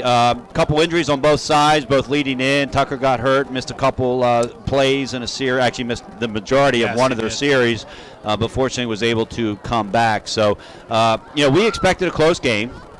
We expected not a lot of passing. We've actually seen more passing than we thought we'd get. Yeah, we did. It will be interesting to see who the starting quarterback is, because the starter from the beginning of the season, Echeverria, did not start and has not started the last 2 games. Sanchez, the freshman, has started in his place, the sophomore, but after 2 fumbled exchanges, and again, on an exchange, you don't know whose fault it is. Right. Frank Moffitt chose to go back to the senior, Mark Perez Echeverria, and he came in and kind of threw the ball around a little bit, or a little bit more, I should say. Did. But your thoughts on the first half? It was kind of what we expected. We expected a low-scoring defensive struggle, but you're right. We didn't expect to see a sloppy offensive play as we've gotten.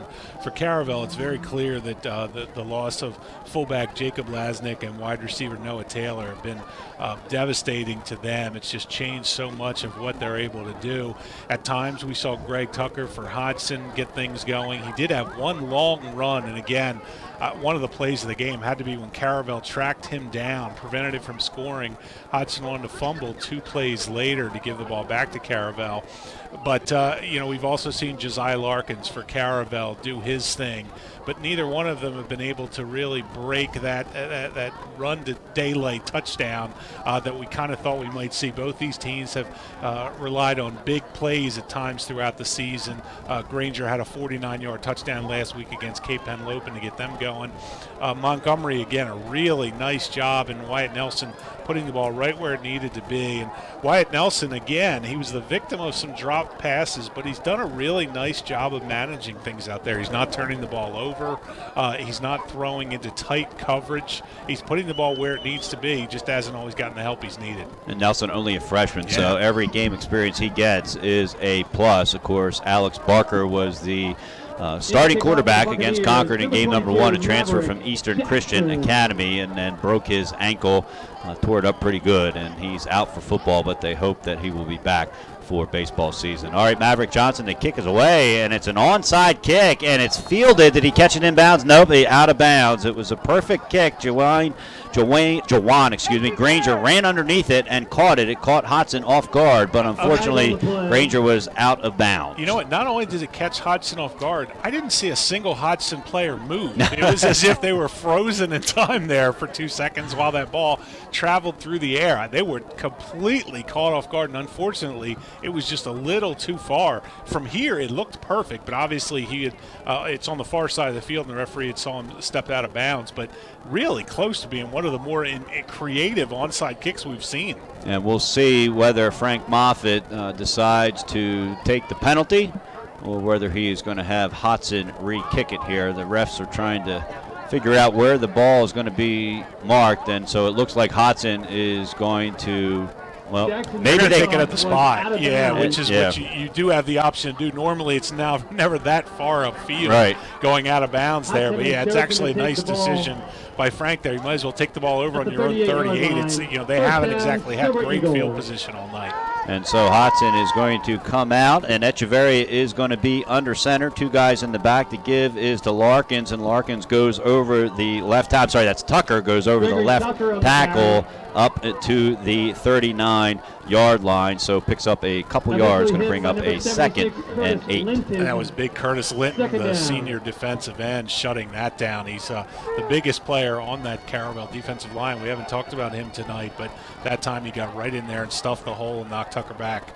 Tucker comes out. Simeon Smith is in the tailback in his spot, and it's a sweep around the right to Smith, and a flag comes down. Smith picks up a couple of yards. We'll see if that stands. Yeah, Smith is a kid who got a lot of carries early on in the season. I'm surprised we really haven't seen too much of him tonight. He's done a nice job for this Hodgson offense, but especially with Greg Tucker getting hurt earlier, we did not see Simeon come in and take his spot. It's going to be a hold against Hodgson. It's going to march them back 10 yards from the spot of the hold. Their 4th penalty on the night, the first here in the second half. We're less than a minute into the second half. Caravel leads 7-0 over Hodgson. John Busby along with Marty Sheehan. It's week number 9 here in the football season, and so Hodgson is marching back. They're moving right to left as we see it. Right now they're marching back left to right as we look at it. And so Echeverria is going to be under center at the right hash mark, and Tucker is lined up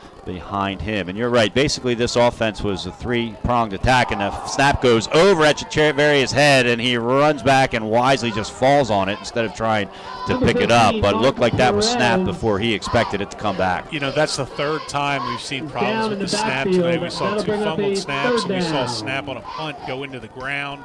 Yeah, this is something that at this point in the season probably shouldn't be happening. That time, as you said, that was more a miscommunication of when the snap should have come back, as Echeverria wasn't ready for it. And so the scoreboard said 3rd and 22. It looks like a lot more than that, and the give is around the back to Smith, and he gets knocked down, and the flag comes in, and I think it's going to be a shot to the head, which is going to be a 15-yard penalty. Nothing intentional. In fact, Smith made such a good move that's why the shot to the head happened. No, that's just it. And it was Mangus Womble, one of their better defensive players, and yeah, Simeon kind of lowered his head, and Womble came in high for the tackle. Still waiting for the call here. Will go against the Buccaneers. Yeah, no call yet. The flag, they are marching it off. It's got to be a personal foul, shot to the head. Well, they only called a, they called a 5-yard penalty. What? I'm not sure what that is. And Frank Moffitt and the staff are looking for an explanation as well. And the call was never given to the crowd. No, that's interesting. No signal, just a 5-yard penalty. So either way, 3rd and looks like to be a solid 27 yards from their own 20-yard line. Echeverria is looking to the sideline for the play. Tucker is lined up to his right. 2 wide receivers to the right, 2 to the left. The give is to Tucker up the middle, and he is brought down quickly there by a Caravel defender. Not sure if you got the number or not, Marty. I did not get the number on the Caravel defender. We're still dealing with the glare issue in the booth here. I will say that call tells me that Hodgson wants to play the field position game again. They don't want to make any big mistakes. They're only down by 1 score. Running the ball on the line on 3rd and 27 is smart because you want to get the punt off and try to get a little bit of a roll, something they've gotten early. It'll be interesting to see if Caravel moves up to take this punt. A low snap again on 4th and 24. Sanchez with a nice spiraling kick. Montgomery fields it at the 45-yard line on his knees, and so that is where Caravel will take over. And that's a really nice job by Montgomery. Again, you don't want to let that ball bounce. That thing had enough spin on it. If it went the right way or the wrong way for Caravel, they could have gotten another 10 to 15 yards. Well, and that's what we were talking about before the half. Yes, you said that you thought that's what they needed to do, and that they would talk about that at halftime, and that is exactly what happened. That sets them up on good field position to start their first drive in the second half. So the ball is going to be on the 45-yard line. Quick out-of-town score. Delmar leads Milford 18-14, so Milford looking to possibly pick up another loss after losing to Woodbridge last week. 1st and 10 here, moving left to right. Montgomery goes in motion. The give is up the middle to Larkins. He makes 1 move across the 45 to the 40, and he breaks a tackle, 3 tackles, 4 tackles, spins around, and is finally brought down, but That's going to be one of those highlight reel runs because it wasn't until Damar Wallace picked up his 31st tackle of the season that Larkins came down and he broke at least 5 or 6 tackles. A great play call, and again, that's that fake jet sweep to Mandela Montgomery that we've seen on tape a number of times. It gets the defense on their heels a little bit. They're not sure what's happening there originally at the snap, and Larkins took advantage of that indecision to bust off a big one and then did a little bit on his own at the end there to get another 5, 6, 7 yards. Again, a little bit of substitution confusion as Nicky Jones runs in. Maybe he was just cleaning up after being named the homecoming king. Maybe he was over there signing autographs. They're going to have to hustle to get this play off in time. The back judge is already signaling 1st and 10. They get it off. They give it to Larkins around the left side, and he is wrestled down by Karan Tucker, who came in with 6 tackles, just picked up his 7th. And I think that had as much to do with the rushing as anything else. As you said, it just looked like they were trying so quickly to get that play off. Just really weren't able to get anything set. Kind of ran right into the line there. The offensive line didn't even have a lot of time to set up their blocks. No score yet here in the second half. It is 7-0. Caravel, they scored with 2 seconds to play in the first half. They are driving. They've got a 2nd and 9 on the 18-yard line, and the give is to Montgomery out of the backfield this time, and he is taken down, maybe picked up a yard. We'll see if they give him back to the line of scrimmage there. Corey joins one of a couple tacklers in for Hodgson. That was that 3 running back set from Caravel that we've seen them run on tape a number of times, and that time is just a straight handoff to Montgomery with the 2 running backs ahead trying to set blocks. Just nothing there. Hodgson defensive line, a really nice job to shut that down. 3rd and 10, maybe 2 down territory here. Ball on the 22-yard line, full backfield, and the give is up the middle, and taken down quickly is Nick Jones, so that play didn't fool anybody that time. A nice job there, and on the tackle is Jalik Hayward. Now that play was designed to go to the inside, and when Nick saw that it was filled up, he tried to turn it to the outside, and actually one of the Hodgson defenders blocked an offensive lineman right back into Jones, and that just totally disrupted that play, not able to get anything going. All right, Maverick Jones is going to come in and attempt a 42-yard field goal here. We'll see. I'm sorry, Maverick Jackson, And the hold is Nick Jones. He's going to try to mark it right at the 32-yard line. So this will be a 42-yard field goal if it's good. Snap is back. The hold is down. The kick is up. It's got the distance. It's good. Wow, that's going to be one of the best field goals you see all season. A 42-yard field goal by senior Maverick Jackson. What a way for him to celebrate homecoming. He puts his team up 10-0 with 7 minutes to play. Caravel 10, Hodgson 0. You're listening to the Fox Sports 1290 Game of the Week. We'll be right back. Hey, bro. Paige Chet and reminder to bring my hammer pants. I've got to return this sports bloopers VHS before we hit up Fuddruckers. Well, at least some things never go out of style. Like the delicious taste of Fuddruckers with the 100% all-natural, fresh, never frozen premium beef patties, fresh baked buns, and our build-your-own toppings bar. Great taste is always in at Fuddruckers. At Fudd's, we cater. Whether we serve 10 or 10,000, Fudd's is guaranteed to please. Radical. Fudd's is forever. Fuddruckers, the world's greatest hamburger. High school football on Fox Sports 1290, foxsports1290am.com, and iHeartRadio Fox Sports 1290. A line drive, 42-yard field goal by Maverick Jackson caps off Caravel's first drive in the second half, and the Bucks take a 10-0 lead over Hodgson. Marty, that's a great field goal. You know what? At the 20-year reunion, that will be a majestic arcing shot through the upright, cleared by about 20 yards. All it has to do is go through, that's right. Exactly what it does. And Maverick Jackson kicks off deep this time. It bounces out of bounds, so another penalty is going to come out.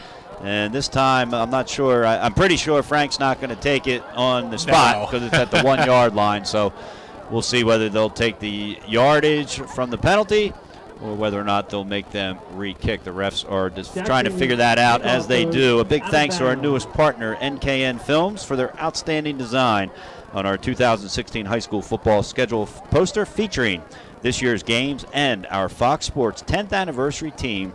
Check out the poster at foxsports1290am.com and visit nknfilms.com for all your video needs. So for Caravel, that is their 3rd penalty of the second half, and Frank Moffitt of Hodgson is going to ask Maverick Jackson to kick it away again, so the 5-yard penalty moves it back 5 yards to the 35. And we see this more and more, teams not wanting to give up big returns, more willing to kick the ball out of bounds than kick it straight down the middle of the field, take a chance on somebody running it back. 3 guys deep for Hodgson. We'll see what Jackson does. He kicks it deep, and he winds it over to Simeon Smith, who grabs it on his own 12-yard line. He's cutting all the way across the left side of the field, and he is taken down at about the 24-yard line. Nice tackle there by Kyle Riley. Simeon Smith with about a 30-yard run for about a 5-yard gain on that return as he brought it all the way from the far side to the near side. Again, he's a kid who's done some damage this year for them offensively. Really hasn't been involved in the offense tonight. And a correction on that tackle, it was Magnus Womble of Caravel in on the tackle. He came into the game with 38 tackles, and you've called his name a few times. He's been one of their best throughout the season. Both these teams, again, really hanging their hat on their defensive play.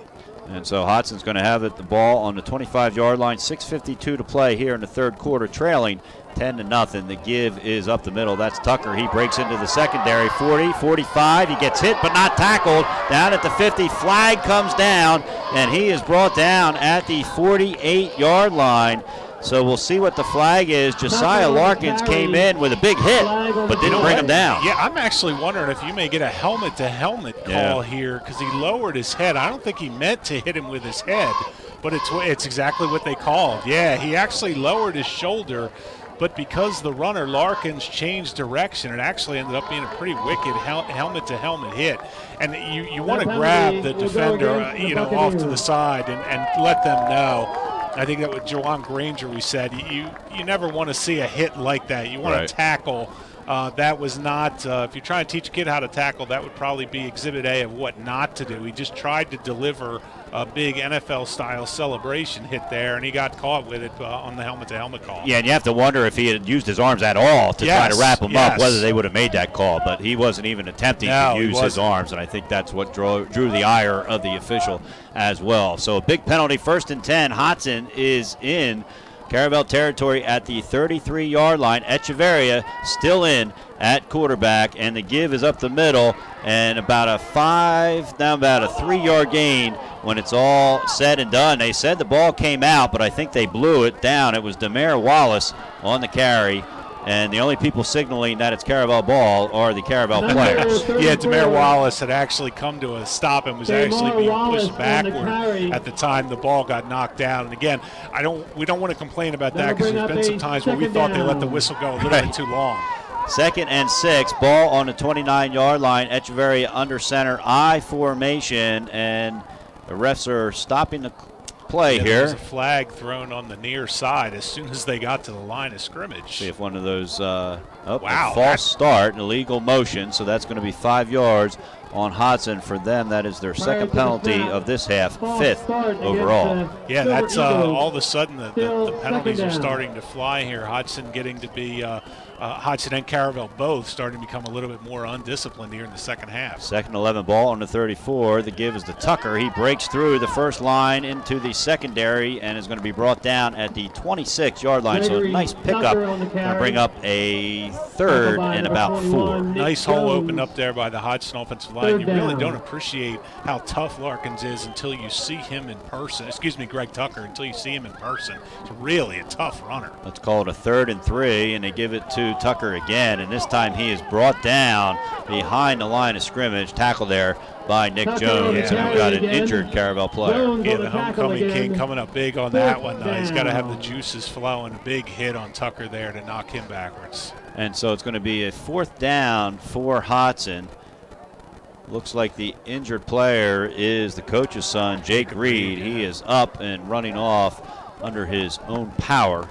And so we're going to keep it right here. Neither team took a timeout. Frank Moffitt's going to have his team hustle right back out on the field. The refs has started the game clock. Yeah, so we've got 5:20 to play. And short here. You don't want to be rushed on a 4th down play where you're going for it, and that's what they are right now. Looks like about a 4th and 3. They're in the I formation. Wide receivers out to the right and to the left, and they're going to hand it off to Tucker and let him try to pick up the 1st down, and he's going to be brought down after a pickup of only about 1. Nice tackle by Matthew Bowe. That was a really nice job by Matthew Bowe. That's the first time that I recall high formation tonight, and if you're Caravel, you have to think you're going to get the fullback lead on that play, which is exactly what happened. They were ready for it. And so it's going to be a turnover on downs, and Caravel is going to take over at their own 25-yard line with a 10-0 lead. 4:51 to play here in the third quarter. John Busby along with Marty Sheehan, Benny Pinella back in the studio, Nick Halliday producing for the 302 Sports live stream if you're watching it on the computer or some other device from home.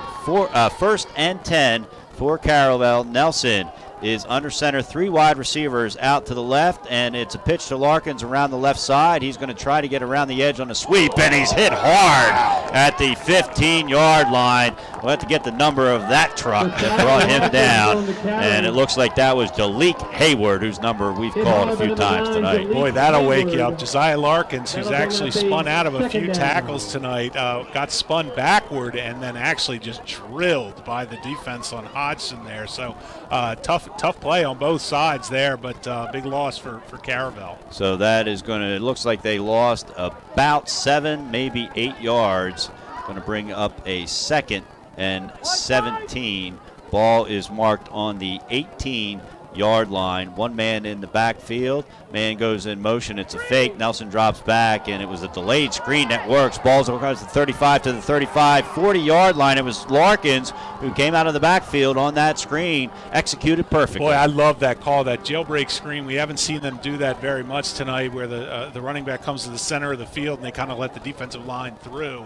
Really nice job. It's only the second time they've run it tonight. Hodgson was caught off guard. A huge first down. You know, that field goal by Jackson changed a lot of things, because now Caravel can play around a little bit now that they have a 2-score lead. And the clock is on their side. 3:42 to play here in the third quarter. A fast third quarter just because of the way these two teams plays. Montgomery goes in motion, and the give is up the middle to Larkins. He spins out of one tackle and then is brought down at the 41-yard line. Going to bring up a 2nd and about 7. Larkins and Tucker really showed me a lot tonight. They're both really quick, shifty runners. They both have nice spin moves. They both keep those legs going. It does expose them to some big hits at times, but they both have shown to be really tough kids. 2nd and 8. Caravel's got the ball on the 41-yard line. Took him a while to get the play in here. The back judge is looking at his watch. Hasn't started the signal yet, so it looks like they will be fine. Nelson is under center. 2 guys in the backfield,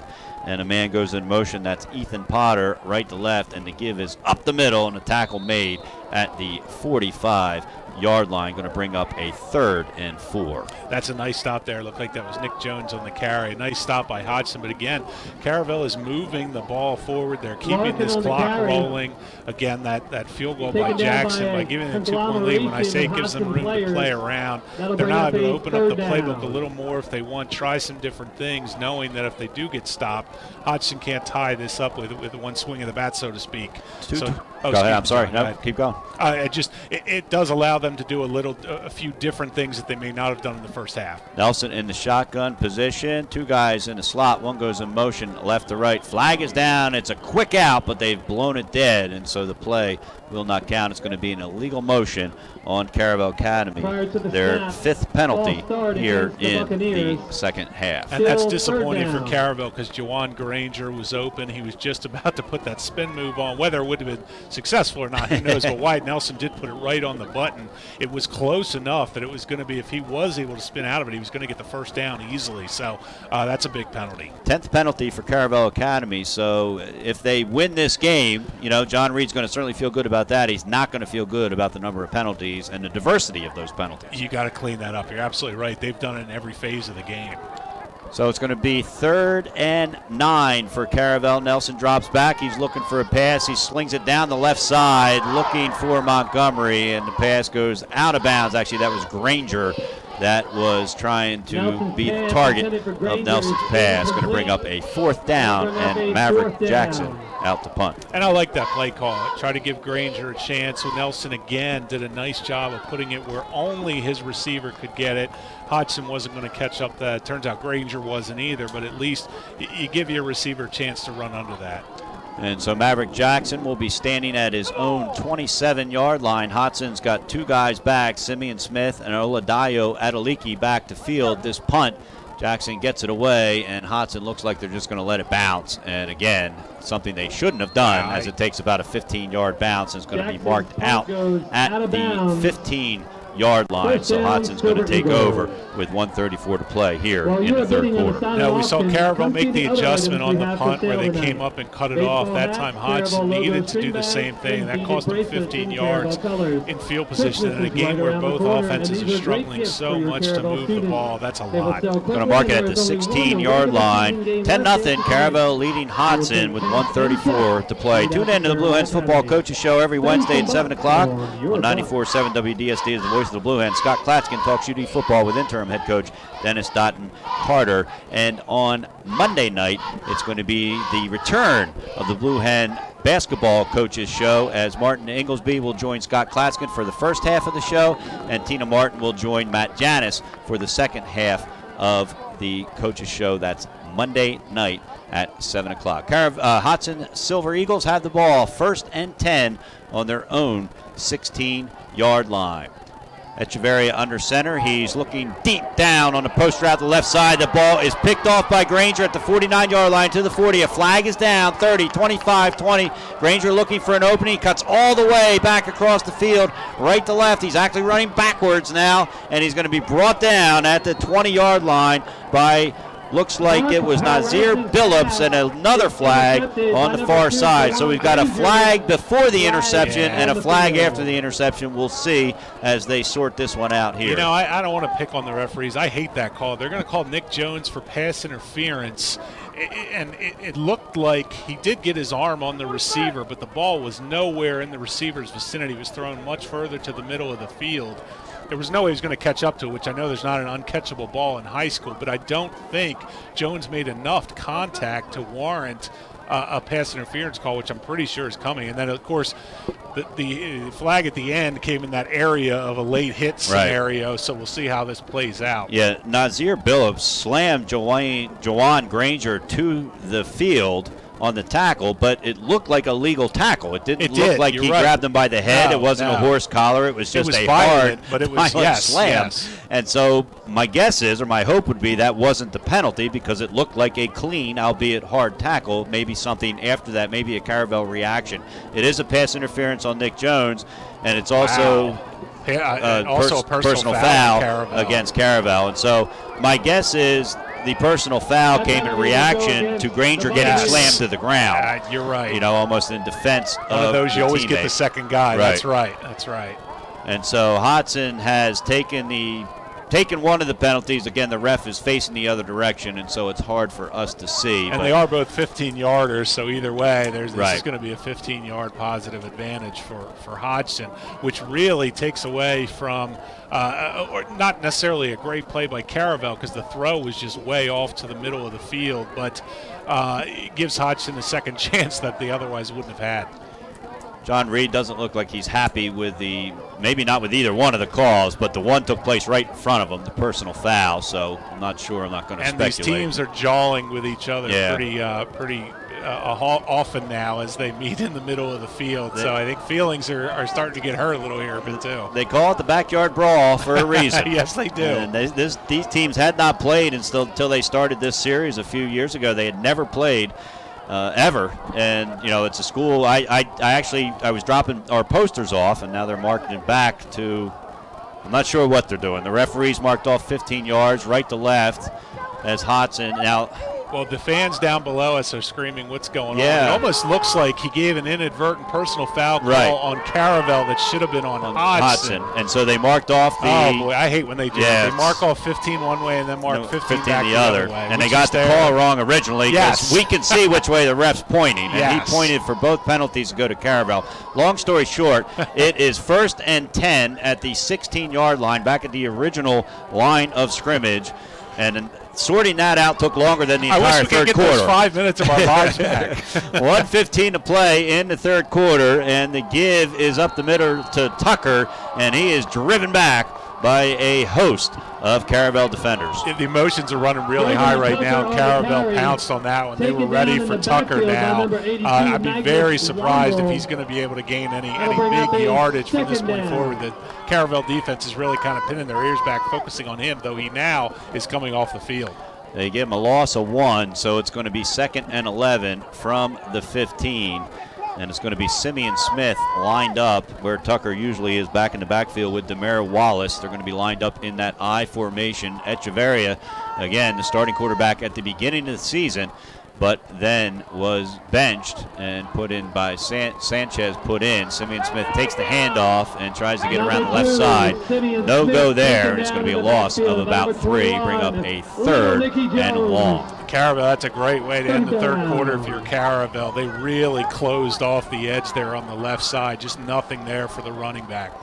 And so there's 8 seconds left in the third quarter, and the clock is ticking down, and it doesn't look like either team. There's no need for either team to stop it. No. And so the clock shows 0 now. We've come to the end of the third quarter here at homecoming at Caravel Academy. The Buccaneers have a 10-0 lead over crosstown rival Hodgson. You're listening to Fox Sports 1290 Game of the Week, watching it live on 302 Sports. DFRC is much more than the Blue Gold All-Star Football Game. Since 1974, DFRC has held another fundraiser, the Holidazzle, to raise funds that support programs to enrich the lives of Delawareans with intellectual disabilities. Buy your tickets today for a starry night at this year's DFRC Holidazzle event on November 5th at Hocasset Athletic Club. Enjoy music, delicious food, cocktails, and a silent auction while raising funds to enrich the lives of Delawareans with intellectual disabilities. Visit DFRC.org to get your tickets today. From 2007 to 2016, 10 seasons of high school football on Fox Sports 1290 and foxsports1290am.com. 3 quarters in the book, 1 to go here at Caravel Academy. The Caravel Bucks have a 10-0 lead over the Hodgson Silver Eagles.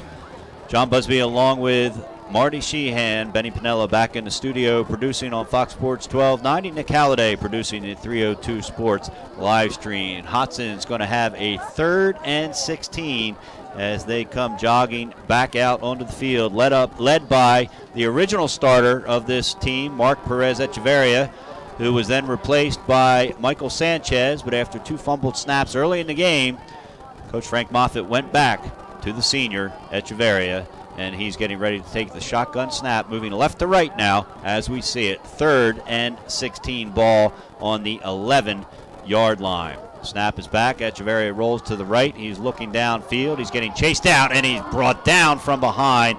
A nice shoestring tackle there by Magnus Wample. I said it a number of times in the first half. I'll say it again. The Caravel defensive backfield does a great job of picking up the receivers and the running backs coming out of the backfield. By the time Echeverria sees something open up, the Caravel defensive line has taken him down. So he's gone down a few times tonight. Most of them have been due to the Caravel coverage in the secondary. So 3 series here for Hodgson in the second half. They've getting ready to punt for the second time. They turn the other one over on downs. Michael Sanchez is punting from his own end zone, and the guy on the far left side, Oladayo Adeleke, jumps off trying to get raced down and get coverage before the ball was even snapped, and so that's going to back them up 5 more yards and push Sanchez back to that goal line. And they've struggled on the snaps I was here. just going to say, you almost wonder if John Reed, knowing that there's been struggles with the snaps, if he's at some point going to send his guys after Michael Sanchez. And Sanchez has done a nice job of scooping up the ball. And I'm not sure, they didn't move the ball. I guess they moved it halfway back, and a low snap, but it's in the air and picked up, and the ball barely gets away. There's going to be a roughing the punter penalty, and the ball is picked up there by the Caravel defensive end, Magnus Wamble, or I should say tight end, since he's on offense, and he takes it back about 2 yards there. Unfortunately, I think Granger blasted Michael Sanchez. He almost got the block on that, John. It came very close. Actually, the punt ended up going almost straight up into the air, but you've got to make sure that they're trying to say, the Caravel kids now, that they tipped that, but absent of seeing that, you're going to get a roughing the kicker call. Yeah, personal foul, roughing the kicker, and the ref has already signaled that it is a first down for Hodgson. Now, there were 22 yards to go, so I'm assuming that was an automatic first down because of the personal foul. Refs are kind of looking at each other and that penalty will go against marching it off, and so that's a big penalty, but they did exactly as you suggested they might. They went after the punter hoping to get something, and they almost did. You just have to make sure you take the right angle so that if he does get it off, you don't get what happened, which is Granger just barreling right into Michael Sanchez. And they have not moved the chains, so I'm guessing now he's indicating, the referee's indicating first down. Here they go. Now they're finally moving the chains to a first down. So it's going to be first down for Hodgson. Now the ref has started the play clock. They're still on the sideline, but the stadium clock has not started. The ref gave a clear signal for the clock to start. Hodgson is now sprinting onto the field. They're going to be continue to move left to right as Marty and I see it. Echeverria is in the shotgun position. Tucker flanked off to the left. The give is to Tucker, and he is barreled down in the backfield. He's lucky he got that ball before he really the defender is. took him down. You're right, exactly right. The Caravel defensive line almost beat Echeverria back to the running back, and right now the Caravel defense seems to be playing with an inspired confidence. Ever since that personal foul call, the whole mess with the interception, non-interception, and personal foul call, Caravel has really looked good defensively. So it's going to bring up a second, and looks like about 13. They lost about 3 yards on that play. 10:25 to play. Caravel with a 10-0 lead, trying to start this homecoming weekend with a victory. Echeverria drops back, and he tries to whip it out to the side, but instead he's brought down from behind. And so that's another tackle there in the backfield. It looked like Jared Vicari was extra tackles. Bumped up there. That was actually, I just want to go back to that play. Nick Jones, they actually wanted to throw a screen pass to Tucker out of the backfield, and he would have had clear daylight, but Nick Jones came over and picked him up expertly, read that right from the get-go, and did a really nice job of picking up Tucker. Echeverria had nowhere to go after that. And he went down is what he did. It looked like he might have hit his head into the ground, and that's kind of what he's telling the trainer there. And so he's up and he's coming off under his own power, but he's also going to have to come out of the game by rule. Yes. And so that means that Michael Sanchez, who started the game for Hodgson, is going to be back in the game here. Only a sophomore.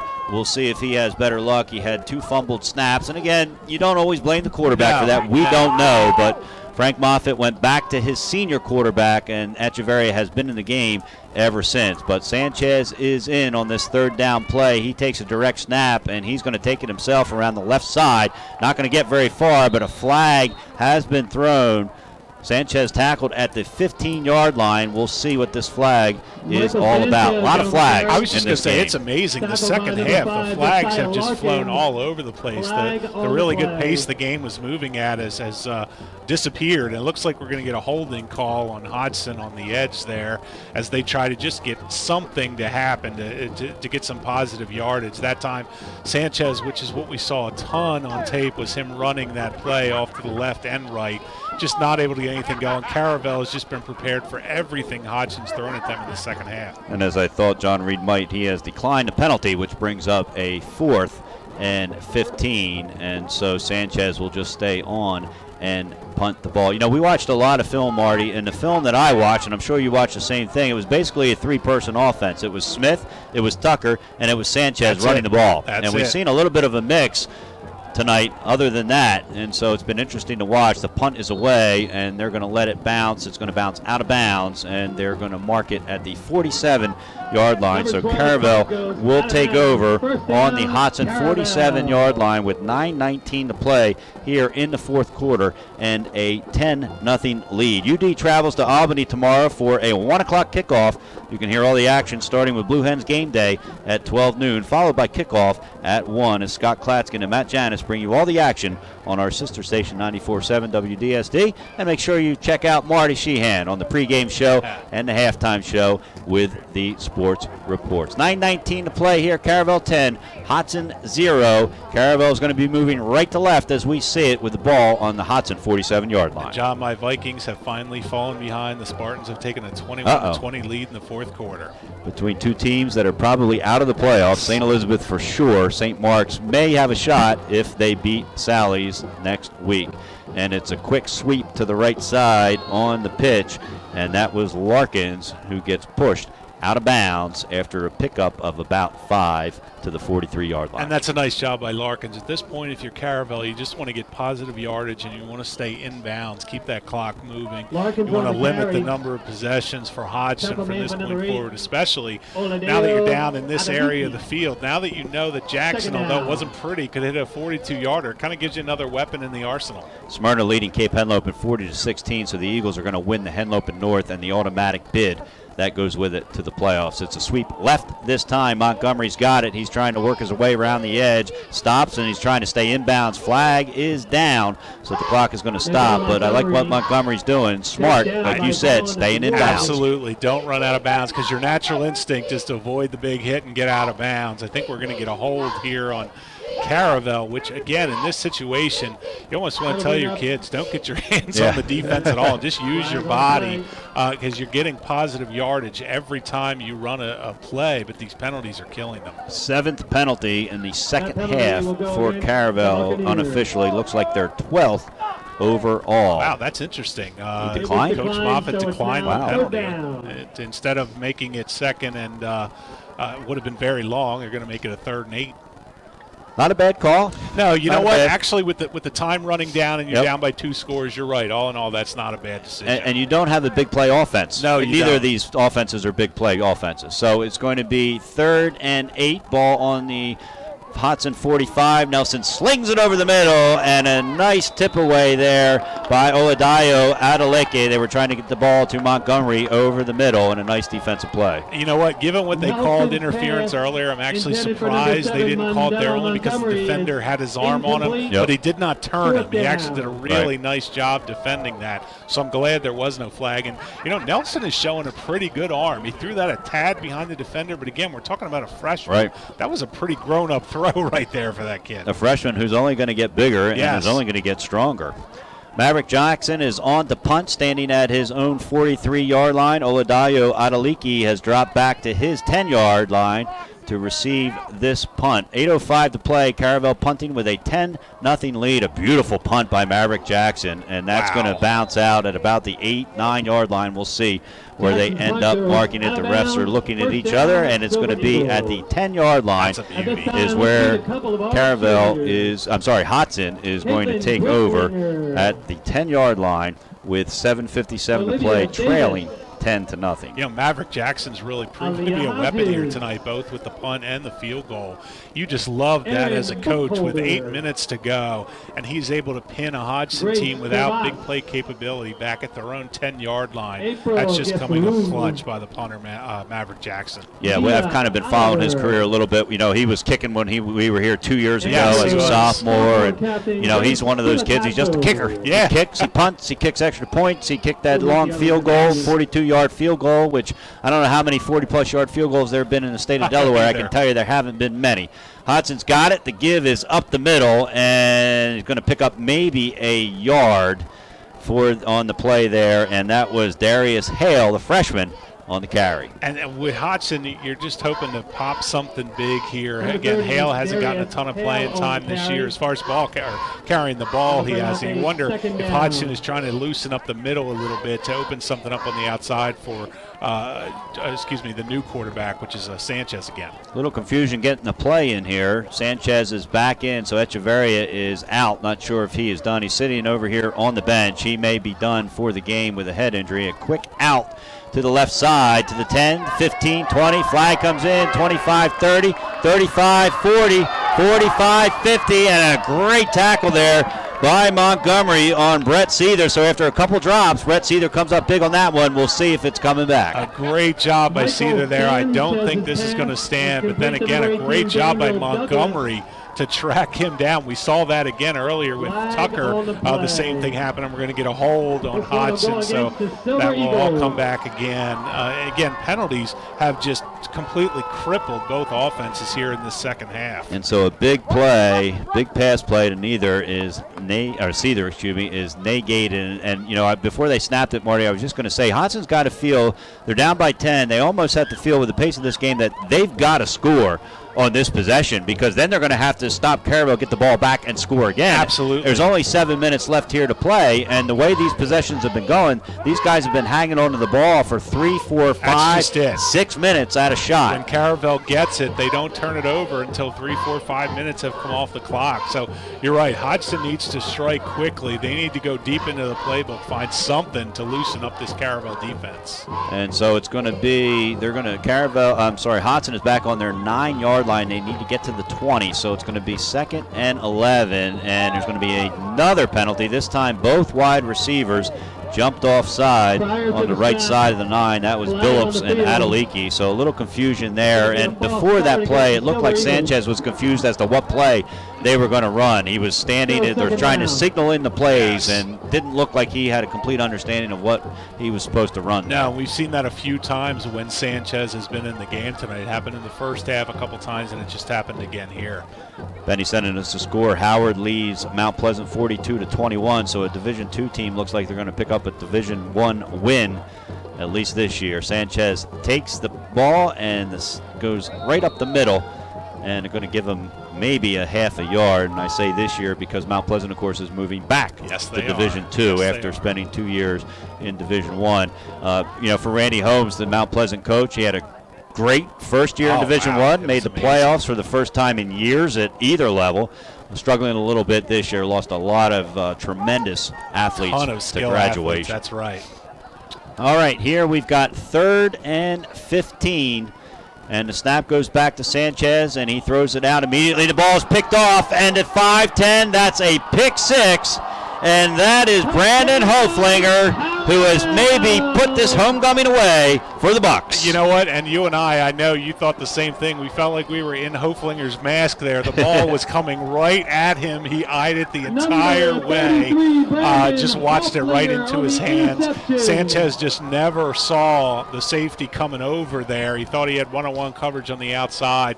Just never saw it. Hoflinger, great job of making sure he secured the catch and then taking it into the end zone. So with his new jersey and a name on the back, Hoflinger is going to always remember tonight with a pick 6 to put his team up 16-0 with 5:52 to play. Maverick Jackson is on to try to convert his 2nd extra point of the night. The hold is down, the kick is up, and it is good. So with 5:52 to play, Caravel has taken a 17-0 lead over Hodgson. You're listening to the Fox Sports 1290 Game of the Week, watching it live on 302 Sports. Exclusion Pest Control from Royal Pest. Have birds turned your warehouse into their nest and turned it into a highly contaminated facility? Birds can spread illness and disease via their feces. The effect they can have on a food service facility or warehouse can be devastating. Royal Pest Bird Exclusion Specialists will put a program together to protect your people and products, and that will also protect your reputation. Royal Pest, planet-friendly solutions to your pest problems. Welcome back to the Delaware High School Football Game of the Week on Fox Sports 1290.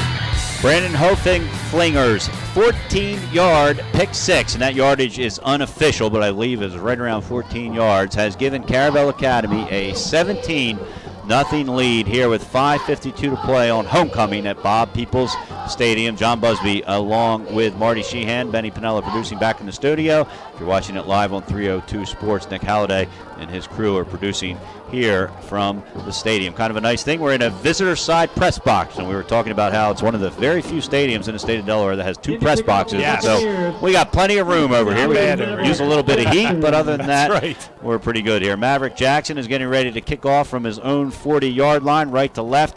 As we see it, there's 3 Silver Eagles back, and it looks like Adeliki is going to take it on his own 8-yard line, sprint around to the right side, try to get around the corner, but instead he gets pushed out of bounds, and the tackle made there by Womble for Caravel Academy. Hodgson is going to have it, and if it wasn't a must-score situation before, Marty, it certainly is now. And another flag. Another piece of laundry on the field. Yeah, this has been the recurring theme of the second half. Caravel's done a nice job. You know, it is Sanchez's seventh interception, that he's thrown this season. Caravel defense put him in an awkward spot where they had to throw the ball in that situation. And it's going to be a personal foul against Hodgson. That's the 11th penalty of the second half, and that's not counting the 3 or 4 that have been declined, a couple by each team. And so several personal foul penalties here in the second half, and it is the backyard brawl, but give the officials credit. We've criticized a few things they've done tonight, and what we think rightfully so. But they are also trying to keep this game somewhat under control. You know, we saw this last week with Middletown and Appoquinimink, where the officials did the same thing. Before it could get too chippy, they threw some personal foul flags. They're doing the same thing here tonight. They're trying to prevent the backyard brawl from turning into literally a backyard brawl. So what would have been decent field position at about the 30-yard line has marched Hodgson back to its own 15, where they will move left to right as we see it. Echeverria is still sitting on the bench. It looks like he's probably pretty much done for the night. So Sanchez, the sophomore, is back in the game, trying to guide this Hodgson team to put something together. They've had a couple drives they've ended up either having to punt or turn it over on downs here.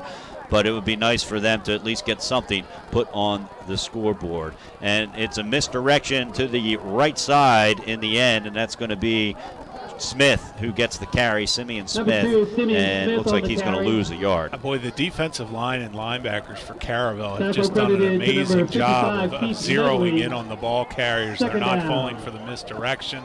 This is actually, if you're Hodgson and Frank Moffitt, this might be a decent opportunity to get Sanchez some experience throwing the football. Yeah, maybe let him open it up a little bit. And just as you say it, he whips it out to the left side, and he's got his man to the 20, 25, 30, makes a move, and he gets pushed out of bounds there.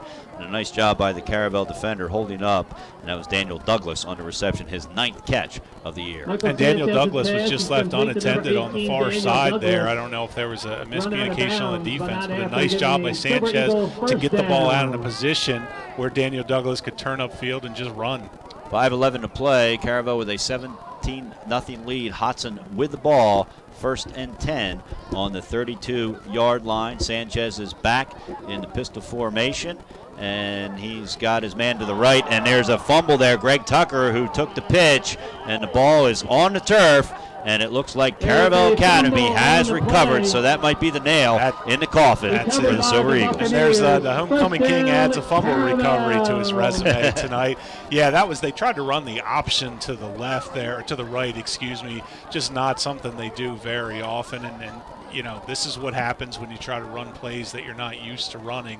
It's hard to, there's not much in the playbook for Frank Moffitt now that you could deal with a 17-0 deficit with 5 minutes to go. Their offense is just not built to come back from a deficit like this in a short time. So a short time of 5:04 to play. Caravel's got the ball moving right to left. They're going to start on the Hodgson 29-yard line, and they're going to look to try to kill as much of this clock as they can. Nelson hands it off to Larkins, and Larkins just goes around to the right, and he's tackled there after a pickup of maybe a yard. More importantly, the clock is going to continue to run. And that's the key. If you're John Reed, you just want to tell your kids, make sure you secure the ball. If we get positive yardage, great. We'd love to score again. But protect the ball and keep this clock running, and let's try to get out of here. Howard moves to 5-4 with a 42-27 win over Mount Pleasant, who drops to 4-5. That's the first official final of the night. Thanks to Benny Pinella for shooting us those scores from the studio. 2nd and 10.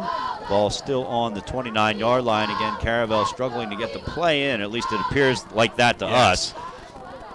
And so they do get it in. The back judge has started the signal. Nelson is going to have to hurry up to get this play off, and he does not. It's going to be a delay of game against Caravel Academy. By my count, that is their 7th penalty of the second half that has been accepted. Yes. There's been a couple that Frank Moffitt has declined. And if I'm John Reed, that just makes me throw my hands up, because there's absolutely no excuse for a delayed game penalty when you're trying to run out the clock with 4 minutes to go. 2 starters, Taylor and Lasnik, not in the game because of injuries, and that may be creating some of the confusion. Nelson fires over the middle, and he's got his man. That's Matthew Bowe, who runs into the end zone. So a touchdown for Caravel. Little icing on the cake on homecoming as they take a 23-0 lead. There is no way Hodgson saw that coming. I know I did. It was a great job. They had Matthew Bowe running just a seam route down the middle of the field. Wyatt Nelson put it over top of the linebacker's head.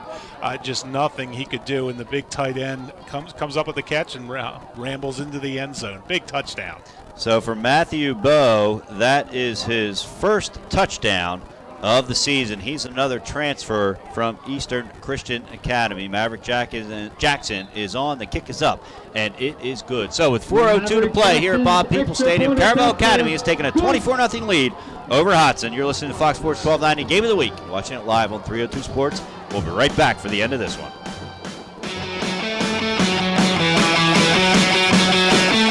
Favorite part of fajitas is the tender USDA choice Angus steak or slow-cooked chicken, then Arby's new fajita flatbreads are for you. If your favorite part is the charred fire-roasted peppers, then Arby's new fajita flatbreads are for you too. But if your favorite part is the sizzling hot skillet, sorry, it's too hot. Remember the coffee lady? Arby's new steak or chicken fajita flatbreads.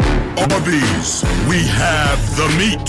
At participating Arby's for a limited time. High school football on Fox Sports 1290, foxsports1290am.com, and iHeartRadio Fox Sports 1290. A fumble recovery by homecoming king Nick Jones turns into a 29-yard passing touchdown from Wyatt Nelson to tight end Matthew Bowe, his first of the season, and Caravel Academy has taken a 24-0 lead over Hodgson with 4:02 to play here in the game. John Busby along with Marty Sheehan, and Maverick Jackson is getting ready to kick off from his own 40-yard line. He boots a line drive away. It's going to take a couple bounces, and it looks like it's going to roll into the end zone. So a touchback coming back to the 20-yard line. And Marty, at this point, if you're Frank Moffitt, what you want from your team is you want to take care of the football, and you want to try to put together some sort of drive that makes you feel good going into your last game. They're going to travel to Brandywine High School next Saturday. Brandywine, one of those teams that is struggling. They come into this week with a 2-6 record. But you want your team to get something positive out of tonight, and so far there hasn't been a whole lot of positive for Hodgson. There hasn't been. You include the penalties along with the inability to move the ball on offense, the fact that they've been burned on defense a few times now in the second half. Yeah, you want to put together a sustaining drive just to rebuild your confidence leaving this game. Darius Hale lines up to the right of Michael Sanchez, who is back in the game after Echeverria left with what looked like to be a slight head injury. The give is to Hale, and he works his way around the left side and is brought down. Looks like they're going to give him a loss of a yard. Going to bring up a second down, 3:48 to play here in the game. And John, my St. Louis Vikings continued their late season swoon in the second half. They're now down 35-20 to St. Mark's, so their second half woes continue this season. St. E's had hoped to make the playoffs for the first time in a couple years, and instead they're going to have to go back to the drawing board in the offseason. It looked like a sort of a botched end around there. Sanchez keeps it, and he breaks out to the left side, 30 to the 35, almost to the 35. Chased out of bounds, so looked like he meant to hand that ball off, and it didn't happen. Flag. My goodness, this first half flew by, and the second half has been just the opposite. We have seen more laundry, another holding penalty on Hodgson. At this point, you almost want to tie the Hodgson kids' hands behind their back. They've been called for holding so many times here in the second half. But I will say this, the referees have been consistent. They've called it a lot. Yeah, and both teams. On both teams, yes. Yep. There's been a lot of penalties in the second half, and both teams have been victimized by it. And you have to assume, again, give the benefit of the doubt to the referees. I mean, they're calling what they see. And so what would have been a first down for Hodgson is now going to go back to what it was, and that's going to be a second down. And it looks like they're going to mark the ball on the 13th yard line. They're lined up on the left hash, the Silver Eagles are. Moving And left to more, right as more we see it. confusion. Sanchez, they have not signaled. Now they're just starting to signal the play into him. The rest of the offense was lined up. By the way, that last play turned into kind of a read option. Sanchez did a nice job, tucked the ball away, and had a nice gain that was undone by the penalty, of course. Sanchez is in the shotgun, and the give is to Tucker back up the middle, and he's taken down immediately after a pickup of maybe half a yard. Maybe half a yard. Tackle by Matthew Bowe came in with leading this team with 88 tackles. You really have to handle it to the Caravel defense. Tucker gashed them a few times in the first half, and he truly has got nothing going. As soon as he gets the ball, he's being buried under an avalanche of Buccaneer defenders. Yeah, he was the reason they were moving the Yes, ball. he was. They didn't move it into the end zone, but he was the reason they were moving the ball. He got shaken up a couple times, but seemed to recover from that. 3rd and 15.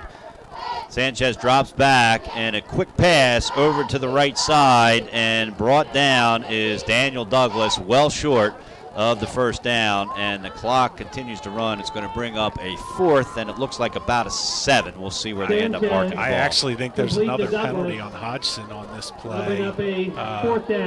Which would be declined if it was. Now it looks like I thought I saw a yellow flag on that side of the field. But yeah, this is, if you're Hodgson, you absolutely want to convert this. You want to hold on to the ball. You want some kind of sustaining drive to give yourself a little bit of momentum heading into next week. Because you know what?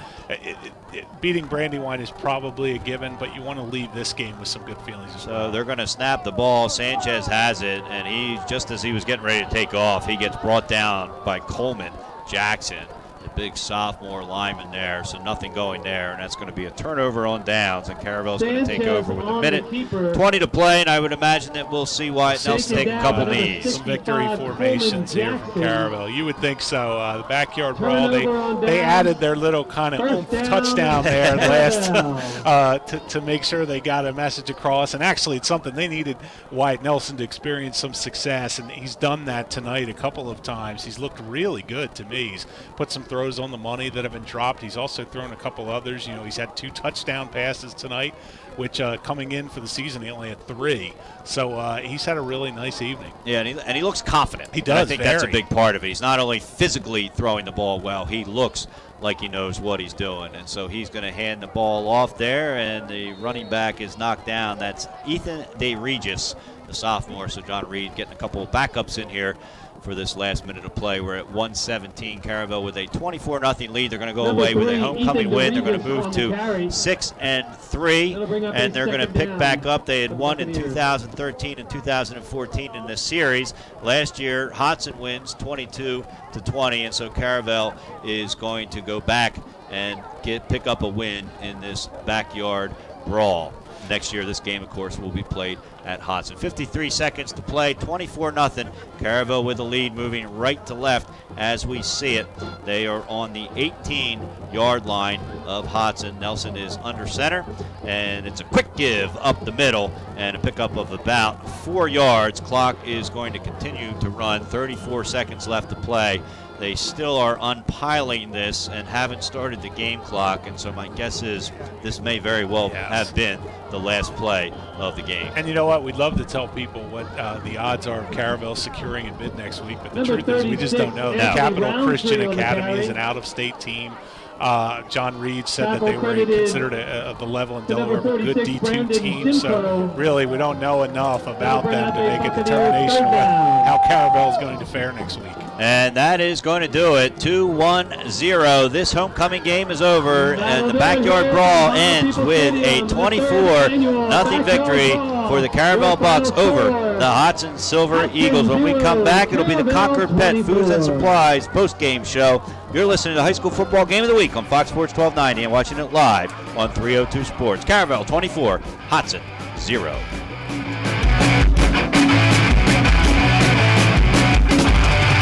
Want to watch high school sports live? Go to 302sports.com. Each week, we will be live streaming high school sporting events to our 302 Sports YouTube channel. Go to our homepage and click live stream to join our 302 Sports channel to see our upcoming schedule. What are you waiting for? Join today for the best coverage of high school sports in Delaware. 302 Sports. Don't miss the action. All Delaware, all sports. Follow us on Facebook, Twitter, and Instagram at 302 Sports. Crown Trophy of Glasgow and Wilmington are excited to announce our new varsity letter sport balls in football, basketball, baseball, and softball. These are real sport balls that are professionally embroidered and individualized for the athlete. They can also be used for championship game recognition as the championship game ball. These sports balls make a great gift and are an amazing way to showcase your varsity letter and achievement. Make sure to get your varsity letter sport ball at Crown Trophy of Glasgow and Wilmington. Visit crowntrophy.com. If your favorite part of fajitas is the tender USDA Choice Angus steak or slow-cooked chicken, then Arby's new fajita flatbreads are for you. If your favorite part is the charred fire-roasted peppers, then Arby's new fajita flatbreads are for you too. But if your favorite part is the sizzling hot skillet, sorry, it's too hot. Remember the coffee lady? Arby's new steak or chicken fajita flatbreads. Arby's, we have the meat. At participating Arby's for a limited time. It's hard to miss all the TV lawyer ads. Catchy slogans surround promises of maximum recovery and fighting for your rights. Hi, this is Melissa Rufo of Rufo Associates. We have decades of experience successfully handling injury claims. Our track record with auto accidents, slip and falls, and defective products cases is second to none. We let our results be our slogan. Nobody wants to need a lawyer, but if the need arises, don't take any chances. Get a strong advocate on your side. You need Rufo Associates. Visit rufolaw.com. That's RUFO law.com. The area's largest family-owned and operated pet supply store is proud to support University of Delaware Blue Hens football. Concord Pet Foods and Supplies with 29 locations was started here in Delaware by Larry Muchler 35 years ago. Experience the difference at Concord Pet. Their outstanding staff will help you with everything your pet needs. Plus, the frequent buyer program allows you to earn free food, litter, and more. It's Concord Pet Foods and Supplies. Online at ConcordPetFoods.com. Go Hens! Welcome to the Concord Pet Foods and Supplies postgame show on Fox Sports 1290. Brought to you by Concord Pet Foods and Supplies. With 29 locations in the area, there's bound to be a Concord Pet near you. ConcordPetFoods.com. Welcome back to Bob Peoples Stadium, where Caravel Academy will kick off its homecoming weekend with a 24-0 win over the Hodgson Silver Eagles in an annual tradition which has become known as the Backyard Brawl. Hodgson moves to 4-5 on the season. Caravel ups its record to 6-3 with the win in a game that took 2 hours and 28 minutes, slowed significantly by the number of penalties, especially in the second half. John Busby along with Marty Sheehan. Let's go through the scoring recap. There was no scoring until, with 2 seconds left in the first half, Wyatt Nelson hit Mandela Montgomery on a 13-yard touchdown pass. Maverick Jackson's extra point gave the Bucks a 7-0 lead heading into the locker room. Hodgson punted on their first possession of the second half, and Caravel Academy got a 42-yard field goal by Maverick Jackson to go up 10-0 with 7 minutes to play. The teams exchanged punts and downs and a whole lot of penalties, and it wasn't until the fourth quarter with 5:52 to play when Brandon Hoflinger picked off a pass and ran it back 14 yards for a touchdown to give Caravel a 17-0 lead. And then after a recovered fumble by the homecoming king, Nick Jones, Wyatt Nelson hit Matthew Bowe down the middle to put Caravel up for good, 24-0, in a game that was not much of an offensive showcase, certainly by any stretch. A lot of penalties, kind of really affected the flow in the second half. Especially the second half. But the bottom line is Caravel got a win that they needed to keep their playoff hopes alive. They control their own destiny. If they win next week, they are in. And so John Reed, while he won't be happy with all the penalties, he's certainly got to be happy that his team came out here and got a win. And remember, this is a team that started their season 1-3, including losing their starting quarterback, Alex Barker, in the first game for the season. So they've overcome a lot of controversy. They also played tonight without two of their key starters, and that was Jacob Lasnik Noah Taylor, who were both in street clothes and limping around. So hopefully they'll be back for next week's game. But Marty, your thoughts on the win tonight for the Bucks? A great win for the Bucks tonight. You know, both these teams have been hanging their hats on defense more recently, especially, Caravel coming into tonight. The last 4 games, they've allowed 14 points. In the previous 4 games, they've still allowed 14 points, only now it's been 5 games. The defense has just been outstanding.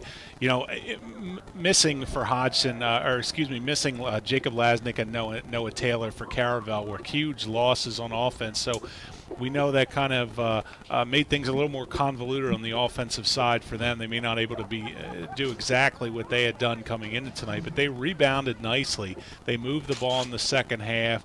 They didn't have any big defensive lapses. Again, I wish we had the number, but Tucker had a big breakaway for Hodgson in that first quarter, and he was tracked down by a Caravel defender, and that was really Hodgson's last big scoring opportunity.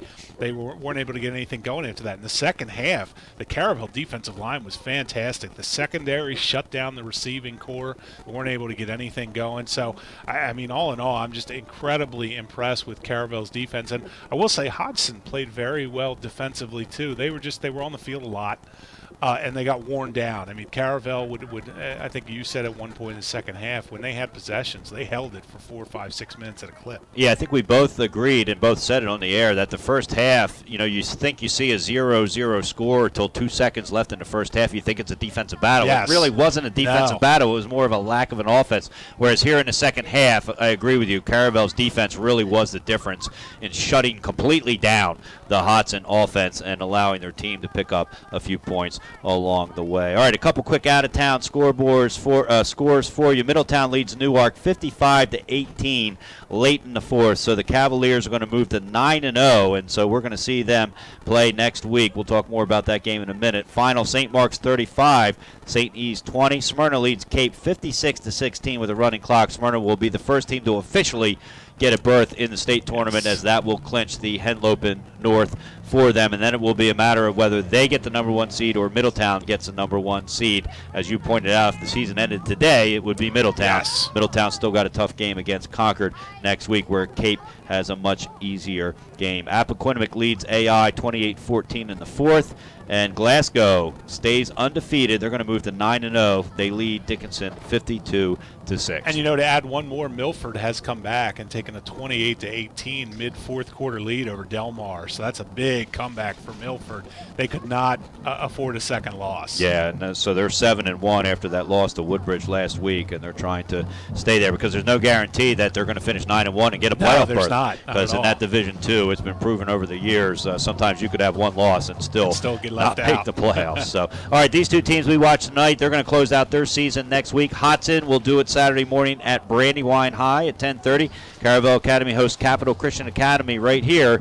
They're a team from Maryland, a solid Division II team is what Coach John Reed told me. They kick off here at People's Stadium at 7:30. If Caravel wins, they will be in the playoffs. If they lose, their chances decrease significantly. All right, when we come back, we'll announce our Crown Trophy Player of the Game and talk about our next game here on Fox Sports 1290. You're listening to High School Football Game of the Week on Fox Sports 1290, watching it live on 302 Sports. Caravel has defeated Hodgson 24-0. At Discover, we believe anniversaries should be a time of celebration, not obligation. That's why we think annual fees are ridiculous. And now, just for giving us a try, we're going to give new card members a 1-year anniversary gift they'll never forget. At the end of your first year, we'll match all the cash back you've earned dollar for dollar. No caps and no catches, because we know if you try us, you'll like us. And that's worth every penny. Try it and believe it at discover.com/match. Cashback match offer only for new card members. Limitations apply. Rodent Protection Pest Control from Royal Pest. Are rodents running rampant in your warehouse? A problem that no one has been able to solve? Mice and rats are tough, and they can be very smart in learning how to avoid traps while they ravage your product. Call Royal Pest. Royal Pest has a history of success protecting food and other products in warehouses, silos, mills, and other facilities up and down the East Coast. Royal Pest. Planet-friendly solutions to your pest problems. America was built by people with a few dollars and a dream. But even today, there's still one path to success that only requires a dream and about $10. Because if your dream is to start or grow your business, something as simple as the right business card could make all the difference. Right now at Vistaprint, you can get 500 customized, high-quality business cards for only $9.99. That's $9.99, and your satisfaction is absolutely guaranteed. Just go to Vistaprint.com, use promo code 600 at checkout. That's Vistaprint.com, promo code 600. Welcome back to the Concord Pet Foods and Supplies postgame show on Fox Sports 1290. Welcome back to Bob Peoples Stadium, where the Caravel Bucks are celebrating their homecoming game with a 24-0 win over Hodgson. John Busby along with Marty Sheehan, and it's time for our Crown Trophy Player of the Game. Crown Trophy in Glasgow and Wilmington have always been proud supporters of Fox Sports 1290 and the student athletes in the state of Delaware. Visit Crown Trophy for all the best in trophies, and make sure to check out their all-new varsity letter sports balls. Continuing with the Crown Trophy tradition, each player of the game this season will win a customized Crown Trophy award plaque, and the school will receive one as well for its trophy case. Visit crowntrophy.com. Marty, the floor is yours. You know, there were some standout performers tonight. Not great offensive performers, but Larkins played well, I thought. Juwan Granger did a nice job. Mandela Montgomery caught a touchdown pass. I'm going to go a little unconventional, though, and go with a freshman. I'm going to go with the freshman quarterback for Caravel, Wyatt Nelson, who did a great job of managing the game. He didn't have any turnovers. He kept the ball moving. They didn't have a lot of penalties for false starts or delay games.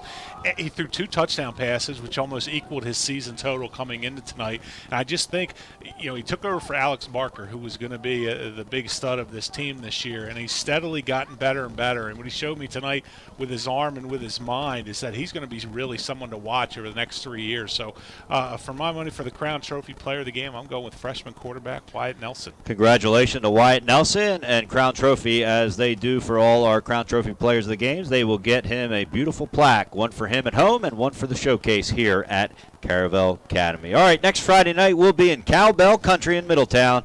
This week it's on the east side of Middletown at Caravel Stadium as the currently undefeated Middletown Cavaliers host the Concord Raiders in a game that will have playoff implications no matter how you look at it. Right. It might be seeding for Middletown. It might be whether or not Concord gets in or not. For Middletown, a win should at least get them the number 2 seed, an automatic bye, maybe a number 1 seed, and Concord might need a win just to get in. We put this game on our broadcast schedule for just that reason. It's the usual 7:30 kickoff for a Middletown home game, and we can tell you there's not a better stadium to be at on a Friday night under the lights for a big game than Cavalier Stadium. We'll have all the action for you right here on Fox Sports 1290 and, of course, on the live stream at 302 Sports. Our coverage begins with the Glasgow Medical Aid Unit's pregame show at 7 o'clock, followed by kickoff at 7:30. That's going to do it for tonight here at Bob Peoples Stadium. A big thanks to our producer, Benny Pinella, for keeping us up and running back in the Fox Sports 1290 studio, and Nick Halliday and his crew from 302 Sports on site here with us at the stadium. For Marty Sheehan, I'm John Busby. Once again, the final score, Caravel 24,